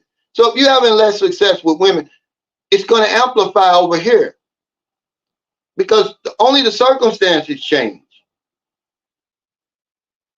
We tell you it's easy. Yeah, it's easy if you get conversation, if you got persuasion, if you're a decent human being. And what I mean by that, you take baths, you know, your personal hygiene and all of that. You're not going to mistreat anybody. It is easy. But we don't do that. We come over here because they've told us that all you have to do is just get off the plane. And they just, you know, chasing white men down like, you know, hunting white men over. It's not true, guys. And they'll tell y'all they don't like black men. And all that crazy stuff for views and clicks. It's not true. Okay? Let me tell you something. All the guys over here who cannot find a woman, okay, 90% of them are white. Okay? Put that in your pipe and smoke it. It has nothing to do with your race, really, because it doesn't matter over here what color you are, how tall you are, how short you are, how much you weigh. It doesn't matter what you look like and all that. 1880, blind, crippled, and crazy. But you got to have some conversation. You got to be able to talk to people. But we want to hear that. So we gravitate toward those channels. You don't want the truth. You don't want the truth teller. The stuff that's going to really help you. You want to hear that stuff. You're like Mike in Canada, and I really like Mike. He really thought, go back and watch this video. He's serious as a heart attack. He said, I really thought that when I landed in Manila, there was going to be women lined up with flowers to meet me. Okay, and he's not a dummy. This guy's got a successful accounting business. He makes a double, meaning he makes over $200,000 a year. But he got some bum data. He got some bad information. Hey, Kevin Strong, thanks for that super chat. He said they don't have any self-respect. Deep fried pig feet sandwiches. Yeah, it's crazy, but this dating, let me finish this, man. This is where the wheels have fallen off. We're the ones on the dating site. It's more men. If you don't believe me, I'm not saying it. I think over here now, it's like 65% of the members and 100% of the paying members are men. And we're scrambling and fighting over the same women because y'all don't know what to look for. You are too, but because you're listening to people, okay, you're trying to get a 10 or 15, like women over here from outer space.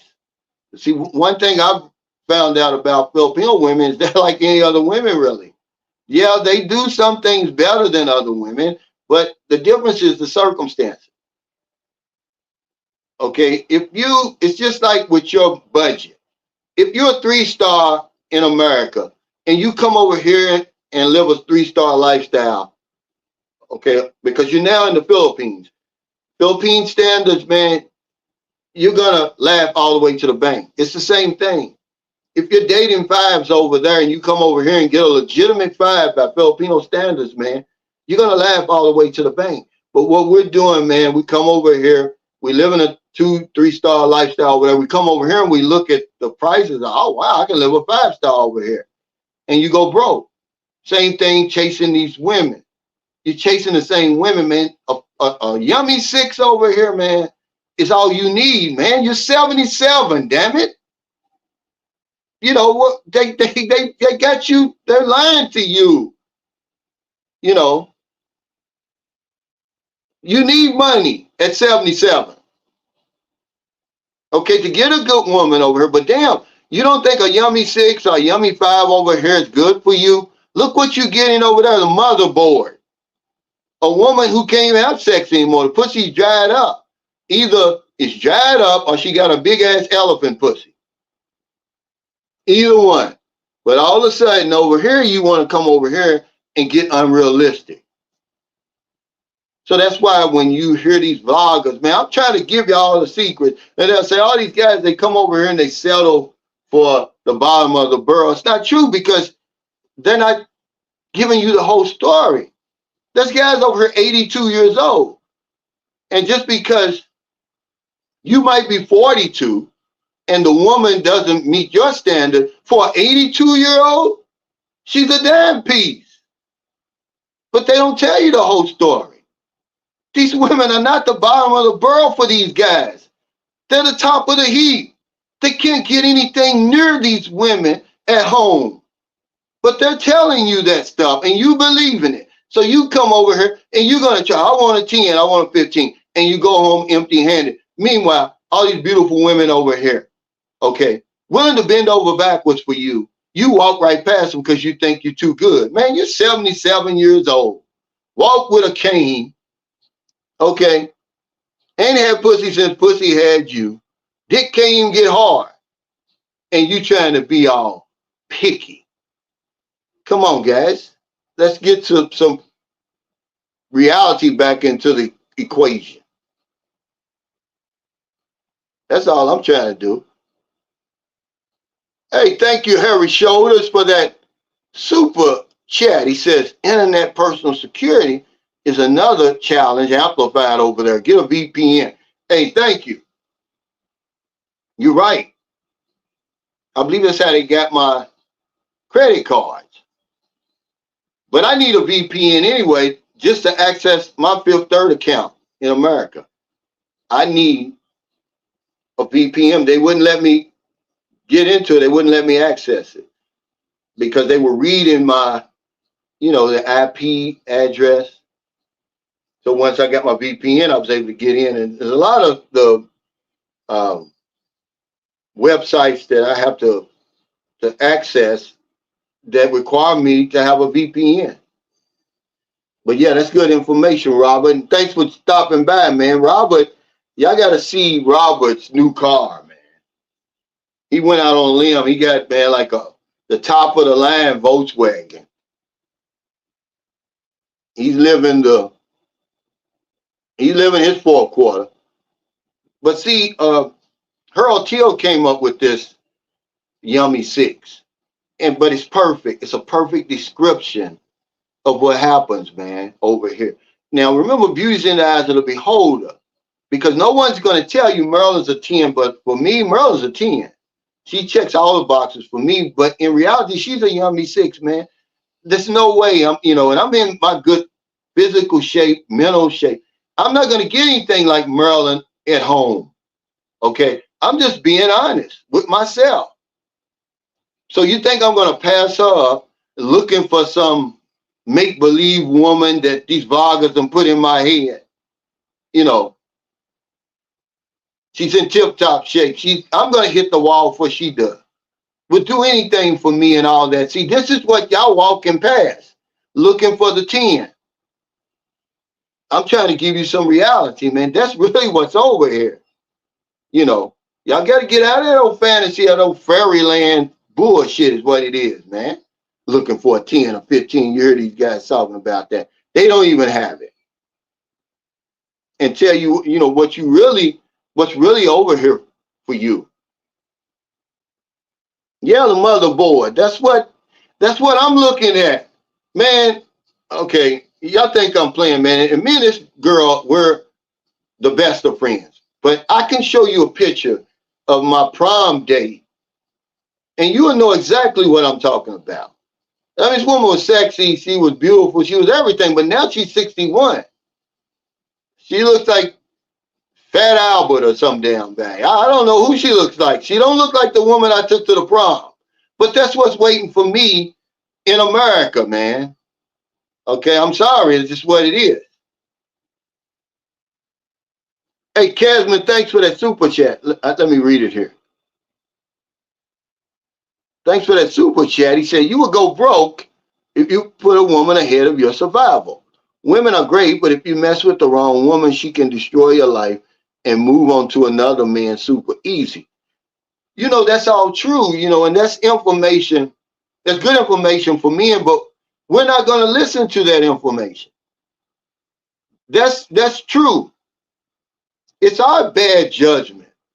It's our impatience. Okay, it's our loneliness and despair and all that is the cause of our problems. But this is good information. But who's going to listen to that when they would rather listen to somebody say, hey, come on over here, man. Look what I got. You can get the same thing. Well, you probably can't get the same thing.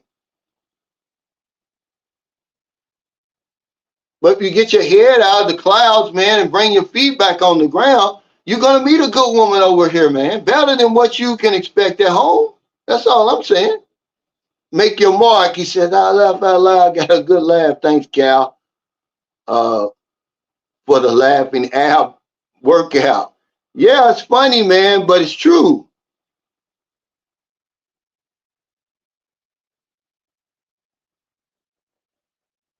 Yeah, the woman I took to the prom, man, she's in bad shape right now. But that's all of them. Man, okay, there's not many 61-year-old women that still, they just can't handle me. I'm sorry, man. They can't handle me. You go broke just buying the damn petroleum jelly for that dried up I had an auntie, man, may she rest in peace. And I think, I don't know, when she had cancer back in the 70s, right? But it was such that they had to sew up her vagina. And, you know, her husband left her. He was a preacher, right? I'm telling you, this is my mother's auntie. I mean, we're as close to her family as ever, but it's the truth. They sewed up her vagina, man, and her husband, man, he was out of there in record time, man, you know. But of course, they blamed him. Oh, you should have stayed with your wife. And remember, she was like in her 40s at the time because they thought she was going to die, but she didn't. She lived. She lived a long time. She lived until her 80s. She outlived my mother by many years. But, you know, you got people telling you that all sex don't matter and all. That's a lie. Let them sew Maryland's pussy up. I'll be gone tonight. Hey, Harry Shoulders, thanks for that super chat. This is Robert Dane, guys. He says a turbo Volkswagen. I call it my German muscle car. It's nice, man. I don't want them payments, though. But it's nice, man. You know, it's been a long time since I even really seen cars. When you sent me that picture, I was like, wow, Robert, you done went out on a limb. But hell, it's your fourth quarter. I don't blame you. But yeah, let them sew Maryland's pussy up tonight. I'm gone. I'm on the first thing smoking. Kevin Flowers said, you right, Cal. I'm trying to learn patience really bad. I leave for Thailand next month. I'm ready to get the F out of this place. Yeah. And, you know, you're going to enjoy yourself, man. But just try to calm down a little bit before you get over there, man, because Thailand, man, got something for you over there. If you think the Philippines, man, the Philippines is nothing, man, compared, to Thailand. You know, I don't like to compare them, man, because, you know, it's got something for everybody, but, man, and Thailand's a different beast when you're talking about sex. It's all out in the open. I mean, for it to, you know, they're Buddhists over there. They're not Catholics and all of that, Christians. So they view it differently. But you can go, I mean, it's just right there in Patio. I mean, you got Soy 6, everything up Beach Road, just about on them side roads. Then you got the big walking street. Man, if you suffer from sexual temptation over there, you're going to overdose over in Southeast Asia. You ain't got nothing coming, man. You might as well bend over and kiss your own ass goodbye, okay? Because you going to go broke. That's about the only thing you guys said. The only thing I got to be is black and die. Now, you're going to be broke if you can't handle sexual temptation over here in Southeast Asia. That's the real nitty-gritty. That's the real story by men are going broke over here. They on Soy 6 and Walking Street, Angeles City, man. I'm talking about guys look like, man, they look like, I mean, it's bad, man. You got to see it for yourself. It's somebody on here that can bear witness to that. Maryland, we arrived in Angeles City about 7:30. And, you know, we're in the little, now we're actually in the van of the hotel. And we're going down there, man. I'm my first time, you know, being in Angeles City. Man, these guys, they look worse than crackheads. They look bad, man. He said, my high school stunners turned into old school potatoes, man. You know, I love them. But he said, Volkswagen Rabbit, no. Yeah, the preacher man bounced, man. He got out of there in record time. And a lot of y'all would do the same thing. Y'all can talk all this stuff y'all want to. Oh, sex doesn't matter. It doesn't matter. And, you know, I'm with her because, you know, we get along well and all this and all that. Yeah. Let them sew up her pussy and see what happens, Lou. You're going to be out of there. The first thing smoking. You know, we always say what, you know, what we won't do or what we will do when you're not confronted with that situation. This guy was a preacher. I mean, they had kids. They had like 6 or 8 kids or something like that. They're my second cousin. They're my mother's first cousin. Because even though her and my mother were the same age, she was one of my great-grandmother's youngest children. So her and my mother were the same age, even though this was her auntie. Beautiful woman, man, but they sold that pussy up, man. He was out of there. He's like, you know, forgive me, Jesus, I'm gone. He said, gotta also admit that even though I'm going to Thailand, I like your channel more than the bloggers in Thailand. I hope you give me your blessings to possibly do the same. Oh, absolutely, man. I don't have anything against Thailand in any place, man. You know, you can have it all as far as I'm concerned. You can live in Thailand, take a vacation in the Philippines.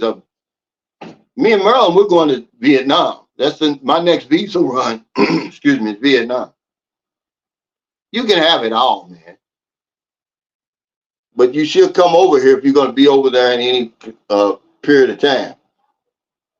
Yeah, pace yourself, man. Take it from me. He said, 61-year-old woman, I would rather pay for play. Yeah. And that's what a lot of us, that's the reality of it, Frank. But how many people are going to step forward and say that? They're going to say, oh, I'm coming over here. I'm not doing, you know, I'm not paying for anything. These guys out there telling you that they're paying, they're leading with their wallet. Look at them. Look at the bloggers online that are telling you don't lead with your wallet. And they're leading with their wallet. You can't tell an 80-year-old man, hey, lad, not to lead with his wallet. That's false information, man. You know, you can't talk to everybody the same and paint every expat as the same.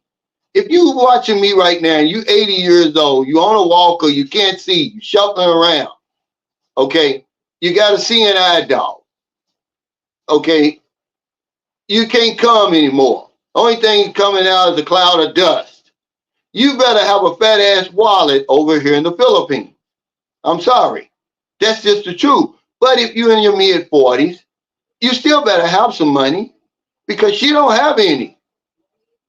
Okay, my suggestion to you is to build your world and bring her along with you. But you still got to spend. You can't get something for nothing. But these guys telling y'all, you don't need any money, you know, and they just, and then some guy put out a video where to meet high-class Filipinos. I about fell out.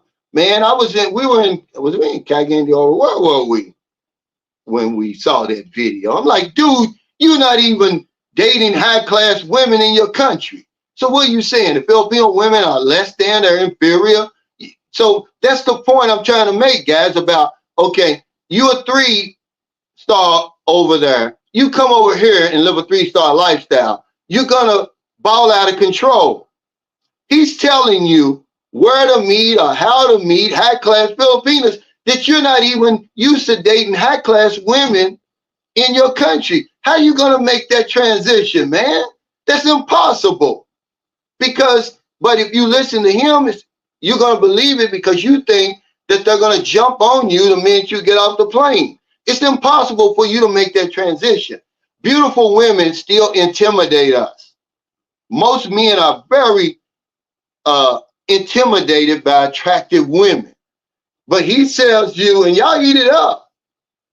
He said, let them sew it up. And I'm out. Yeah, you know you're right, Kevin. Okay.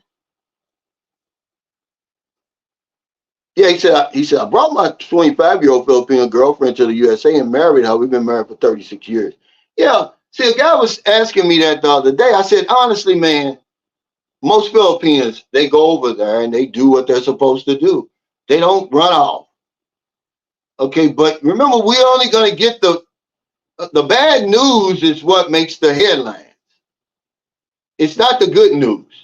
So what you've done, you know, it was basically the same thing with me. My wife did not change over there. But it's a problem. I can't be married and live in the Philippines and you live in America.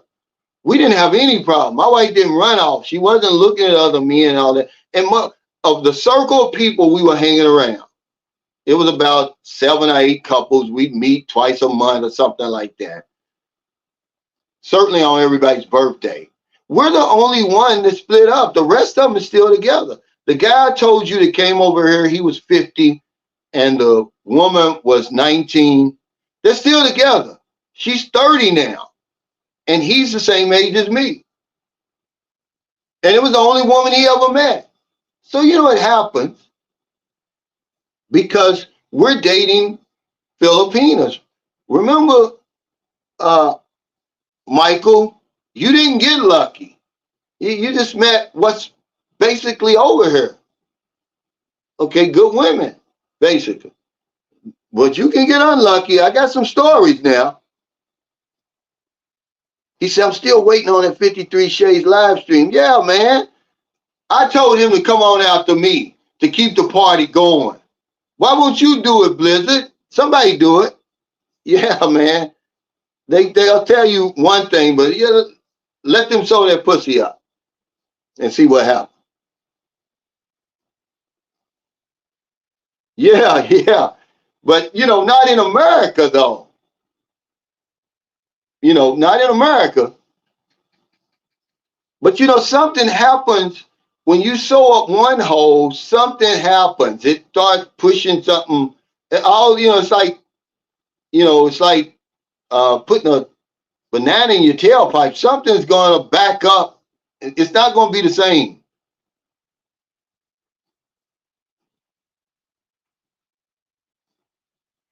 Yeah. He practices Buddhism himself. Wow. Yeah, I wish y'all the luck in the world, all of you. But you really don't need luck, man. You just need some self-discipline. Because I'm going to tell you, man,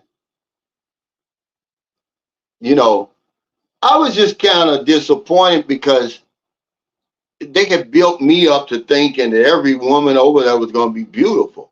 But I should have known better. There were some stunners on Soy 6, but I did see, you know, a lot of, just women look like they just came right out of the maternity ward and jumped back into damn booty shorts. I saw a lot of that. He said, sex doesn't matter to you, ain't getting any. Yeah. But that's what they'll say all that. I'm not with my wife for sex. We're the best of friends and all that, right? Robert Sample, he said, yeah, the Thailand is no joke. I had to leave there. Yeah, you said you were there for 9 weeks and spent a bank. And I can see that. I can see it, man, easily. Because Thailand is not for the faint of heart, man. It's just so many distractions over there. And I think, by me being, a recovering alcoholic and addict, man, it's just, I don't know. I think that's why I'm kind of afraid of Thailand. It's just it's like a Disneyland for men or something. I mean it, man. Hey, thank you. I love you back, Alec. You're the reason I came back on, really. Of all the messages, it was her message that got through to me. I don't know why. It's just like, because I feel like I know you. And you've been on my panel. We FaceTime before. And you just said something real simple. It just got through to me. And I was like, maybe I should go back on. Yeah. He says, everybody click the like button yet? Yeah. Thailand can, man. You gotta have it together, man. Y'all been watching. He's funny to me. Poor Man's Passport guy.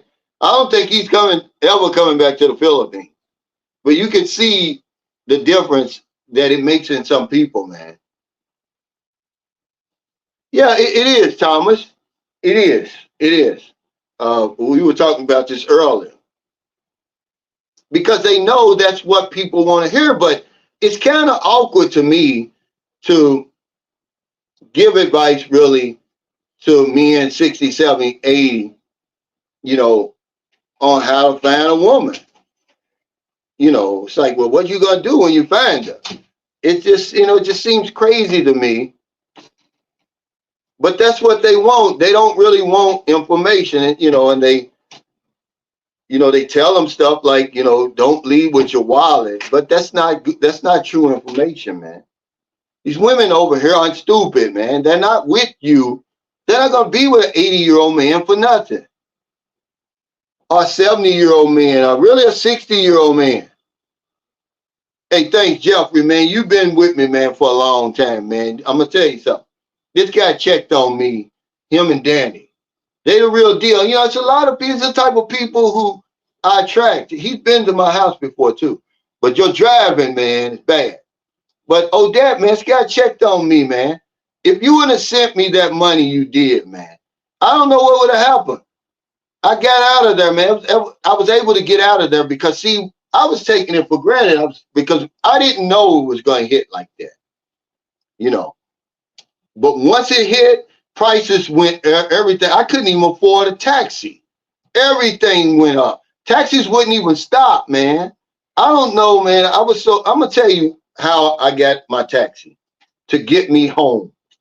Okay. I'm standing in front of a Robinson, and it was a Grab taxi. And that's the only reason it came, and the person was not there. And the old man I was talking to before the taxi pulled up, I was like, man, I'm stranded here. I can't get home. I don't know how I'm going to get home. He talked to that taxi driver. He said, man, you need to take this guy wherever he's going. Things just lined up for me like that, man. But it started with you, brother, checking on me. It's bad, you know. So when I give y'all information about, hey, you better know where you're going when you come over here. Can you handle a typhoon or the aftermath of a typhoon or a flood or something like that when everything's shut down? Nothing's open. If you want to get a bottle of water, you got to wait for 2 or 3 hours in line. The money places aren't even open. Yeah, Thailand's great. I like it. But you got to be disciplined over there, man. I guarantee you more people go broke in Thailand than they do here. I mean, it's like I don't know, man. It's like a value city or something. Remember Value City? It's like window. You can just walk down the street. It's just thousands of women. It's not hundreds. It's thousands.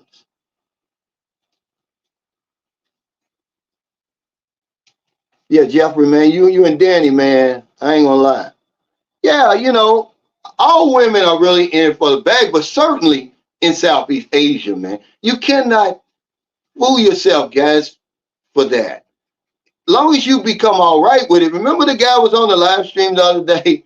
He said, oh, yeah, the only reason you got a woman over there because you got money, right? And I said, you're right. I'm not going to lie to you. There's no way. I'm looking at Marilyn Nelly. Look at that. There's no way I'm going to have that in America. Will I gladly take care of her and, you know, and bring her along with me on this beautiful journey? You damn right. I'm not going to fool myself. She's not going to be with me if I can't help her. But, you know, we've been together long enough, you know, the ups and downs. You know, I think we got something here. But I'm not going to lie to anybody. Hey, Kaz, thanks for that super chat, man. Kaz was there, too. I put you on my thumbnail, man. I hope you don't, man. And your son, man, he looks better and better every time you send me a picture. He said the second you start messing with her, she's going to lock on. Next, come the G-Cash request for this and that. Yeah, it's just, you know, it's just life over here, man. But if you're telling an audience, because most of my audience is 45 and up, I got friends who are in their 80s, not just one. I got like 3 friends who are in their 80s, man, maybe more. I mean, so many in their 70s, I can't even count. 60s, 50s, 40s. But if I sit there and tell them, oh, you know, you don't need money over here, you know, just come over here and, you know, you can talk your way into some panties. It's not true, man. You know, it's just not true. They better have their wallet. They better have a fat ass wallet, you know, because she's giving up a lot of her dignity, okay, to be with you. You just don't know it. But if you come here at the right time, in the right condition, and you meet the right person, man, I mean, I don't know. It's just a perfect, I don't know, man. It's like the planets line up for you, man. I ain't gonna lie. He said, I like that. It'll test how strong-willed and disciplined I can be with my dick. I call it dick discipline. But you're gonna need it. Okay? He said, I'm not trying to give into the temptations like I used to. I'm older now and I want more to life, internal peace.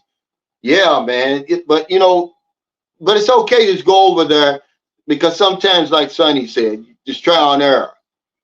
Don't think you're going to go over there and be perfect. Because when you go over there, you come here, man, the right woman's going to get your attention.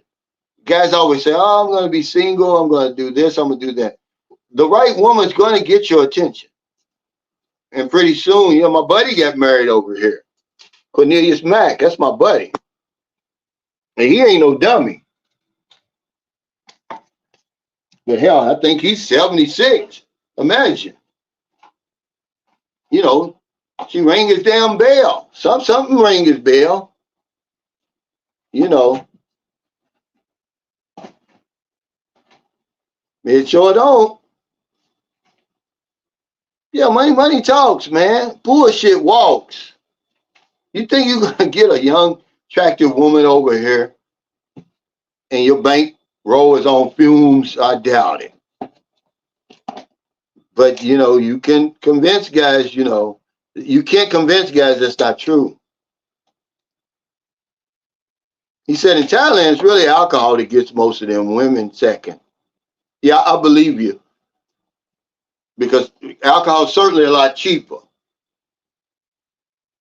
And they it leads into the second. Because you get drunk and then, because a friend of mine, when I lived in Cebu in 2010, he lost 250,000 pesos to a woman. Old, scraggly looking, bar girl, basically. He bought her home and went to sleep. She took everything he had. There's no way that he never got that money back. 250,000 in 2010. Even right now, that's a bankroll. He was a teacher, and he had just come to the Philippines from China. She took everything he had. Yeah, he says, I've been wandering around Thailand and the Philippines for almost 3 years. No alcohol, no women, no problems. Now, yeah, you're right. Yeah. But I don't know. I didn't come this far. My problem was, I stuck my toe into the water. Remember that song about the whispers? I only meant just to wet my feet. But hell, I fell in the deep end. It was just too good, man. And then, my situation now, oh, man. Yeah, he went to sleep. She took 250,000. He was my next door neighbor. He was a good guy.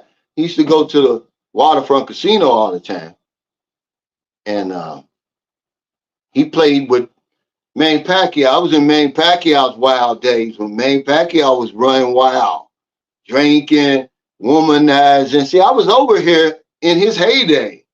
Man, Pacquiao had them Maseratis and Lamborghinis and stuff, man. Almost cost him his marriage, man. He wasn't no joke, Pac-Man had, he come from nothing. And then, he saw the light. He became when his wife threatened to leave him, he became a preacher. Because his wife wasn't playing, And I'm pretty sure she had somebody in her ear telling her, yeah, you can take everything he got. He straightened up real quick. Yeah, he blamed the bar girl. That's what he said. He said, yeah, Calvin, she stole my 250,000. He went, filed a police report and everything like that. Nothing. He didn't get not one peso back. He said, I can tell you from experience, alcohol problems get put under a microscope in Southeast Asia. There's just so much more access to it compared to the U.S. and it 100% leads to mistakes with women. And I cannot agree with you more. And it's just so much cheaper. John drank himself to death, man. He convinced himself that Tanduay was a world-class rum. He convinced me. Because I said, damn, why you drinking so much? He said, Calvin, I'm going to tell you the truth. It's just a world-class rum compared to the rums I've had, you know. And he drank himself to death on that 250 peso per liter bottle. He drank one every day that I saw him. He convinced himself that it was a world-class rum, man. But it wasn't, because I had some guys, when I was at the cookout, we had a barbecue July 4th with some good guys. And I asked them, they were sitting around drinking, and one of them had some real expensive rum. And I said, well, I heard that Tandawai was a world-class rum. He said, man, that shit's rot gut. He said, I wouldn't even feed that to my damn dog. But John said it was. Yeah, John was. That was my buddy though, man. But yeah, he drank himself to death, man. Yeah, for a leader, man. Yeah, he said it was world class. He had me believing him.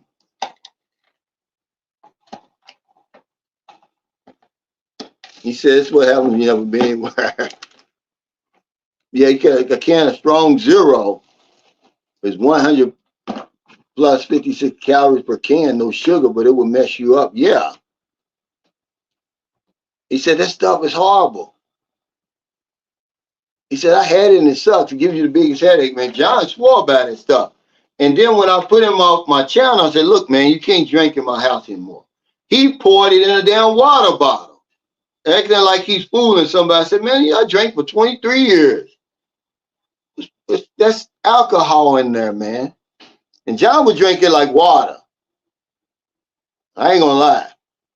Oh yeah, they drink. That's a taxi. This is the tricycle driver's favorite. That Kalufo. What's how you pronounce it? Kalafu. I mean, this is what they be drinking, man. When they, if you catch a tricycle when it gets like 5:30 or 6, good luck. They're full of that Kalafu. The tricycle's gonna be. I told the guy I'd never get in a tricycle again. I mean, he was drunk, man. And it was Kalafu. Because when I pulled up on him, because that's before I knew what it was, I just thought maybe it was like a little flavored drink or something. Now, it's just strong, man. I mean, he was all over the road. Well, you know, now they're convincing you that Red Horse, they'll tell you that Red Horse is a world-class beer. Because they swear by Red Horse over here, these foreigners. But I'm going to be honest with you. We were in Davao, we went past the San Miguel manufacturing place. That's a huge place, man. And they probably got one in every major city and all around. This big money, man. But thank y'all so much for your super chat, super stickers, all your thumbs up, all your support, man, for Sunshine Shoulders. Yeah, they be driving drunk. There's no telling, because there's no, drunk driving's not taken seriously over here as it is in America. You don't see roadblocks. They're not checking for drunk drivers. You just see the aftermath. You know they were drunk. But now they be drunk. But yeah, thank y'all, man, for all y'all support. I really appreciate it. Look for Blizzard Abroad. Look for that link I'm going to send you, man. We're going to talk about what happened to the brother in the Passport Brother movement. I'm going to have Robert Dame on here, too, 1 week. 53 Shades Darker. Anybody that wants to come on, man, share your experiences, just talk crazy, man. If it has anything to do with lifting men up, putting us in a better position, man, because we face challenges. But I'm telling you from experience, they're amplified when you come overseas. You got to be better here than you were at home. Thanks for that super chat, Harry Shoulders. He said, I'm saving up for that 25-year lease. Cozy little house with no rent. Thoughts become things for real. I'm going to need a place to hang my hat. Yeah, put it out there, man. When I told Merlin I was going to build this house, I know she probably thought I was crazy because she knew I didn't have no money. I said, yeah, I'm going to build a house by the time Booby gets 1 year old. Well, Booby was 14 months exactly well, less than 14 months, because Booby's birthday is the 12th. This house was finished October 1st. So Booby's like 13 months and something. I missed it by like a month and something. Because I put it out there, thoughts become things. Marilyn did not believe it. But she believes me now. She's just like my wife. When I start reading those books, man, my wife be pissed off at me for spending money buying those books. Think and Grow Rich. What makes the great great? You know, success through a positive mental attitude. You know, it's all the greatest salesman in the world. She would be red hot because we were living in the project. And those books, you know, was $7, $8, $10, man. Oh, she was hot. But as she saw our life get better and better and better, man, my wife would run out there and get those books. I'd be somewhere doing something else. She'd be like, honey, those books, here's your books, you know, UPS. She'll have them herself. She done signed for the damn books herself. Same thing with Marilyn. She don't doubt nothing I say now. She probably thought that universe talk was crazy. Now, shit. She swears back. Yeah, they do. She said plenty of drinking and driving here. It is. Yeah, that Shabu, man. Yeah, Blizzard, Bravo. Yeah, take care, guys, because like I said, I got Robert Sanford over there. I think he wants to go swimming. I think we got to eat lunch first. I don't even know if we're going to have time, but yeah, he came through. He's a younger guy. You know, a lot of younger guys are coming over here now, man. You know, he said, I'm tired of the rat race, really. He's got a good job, but he said, you know, he's thinking, man, you know, because, you know, when they 44 like that, you can't even see retirement. But this is really the time when you should start seeing it and making plans, but you can't see it. It's too far out. You know, because he sees guys like me over here, man. He really don't want to leave. I think he's leaving within the week. He'll be back because he don't come over for long. He's a Viking, man. I couldn't do it. Hey, thank you, Kevin. Yeah, man. The Passport Bro movement, man, started out so great, man. And it still has potential, but they might as well take the brothers out of that because there's no brotherhood. It's all over the place. You know, it's not talking about, you know, coming together for the good of men and, you know, so we can learn something and become better men, basically. It's all about women now. And, you know, who got the best women? I don't need money to get a woman. It's all about that, man. They messed it up, man. It has so much potential, and that's like a joke now. But take care, everybody. Yeah, you got to be better here than you are at home. I mean, it's obvious, though, right? Yankee Man 311. If you're coming from a first world country to a third world, a lot of the comforts and conveniences, man, they're not here. If you don't have patience over there, before long, you have the patience of a saint over here. But take care, y'all.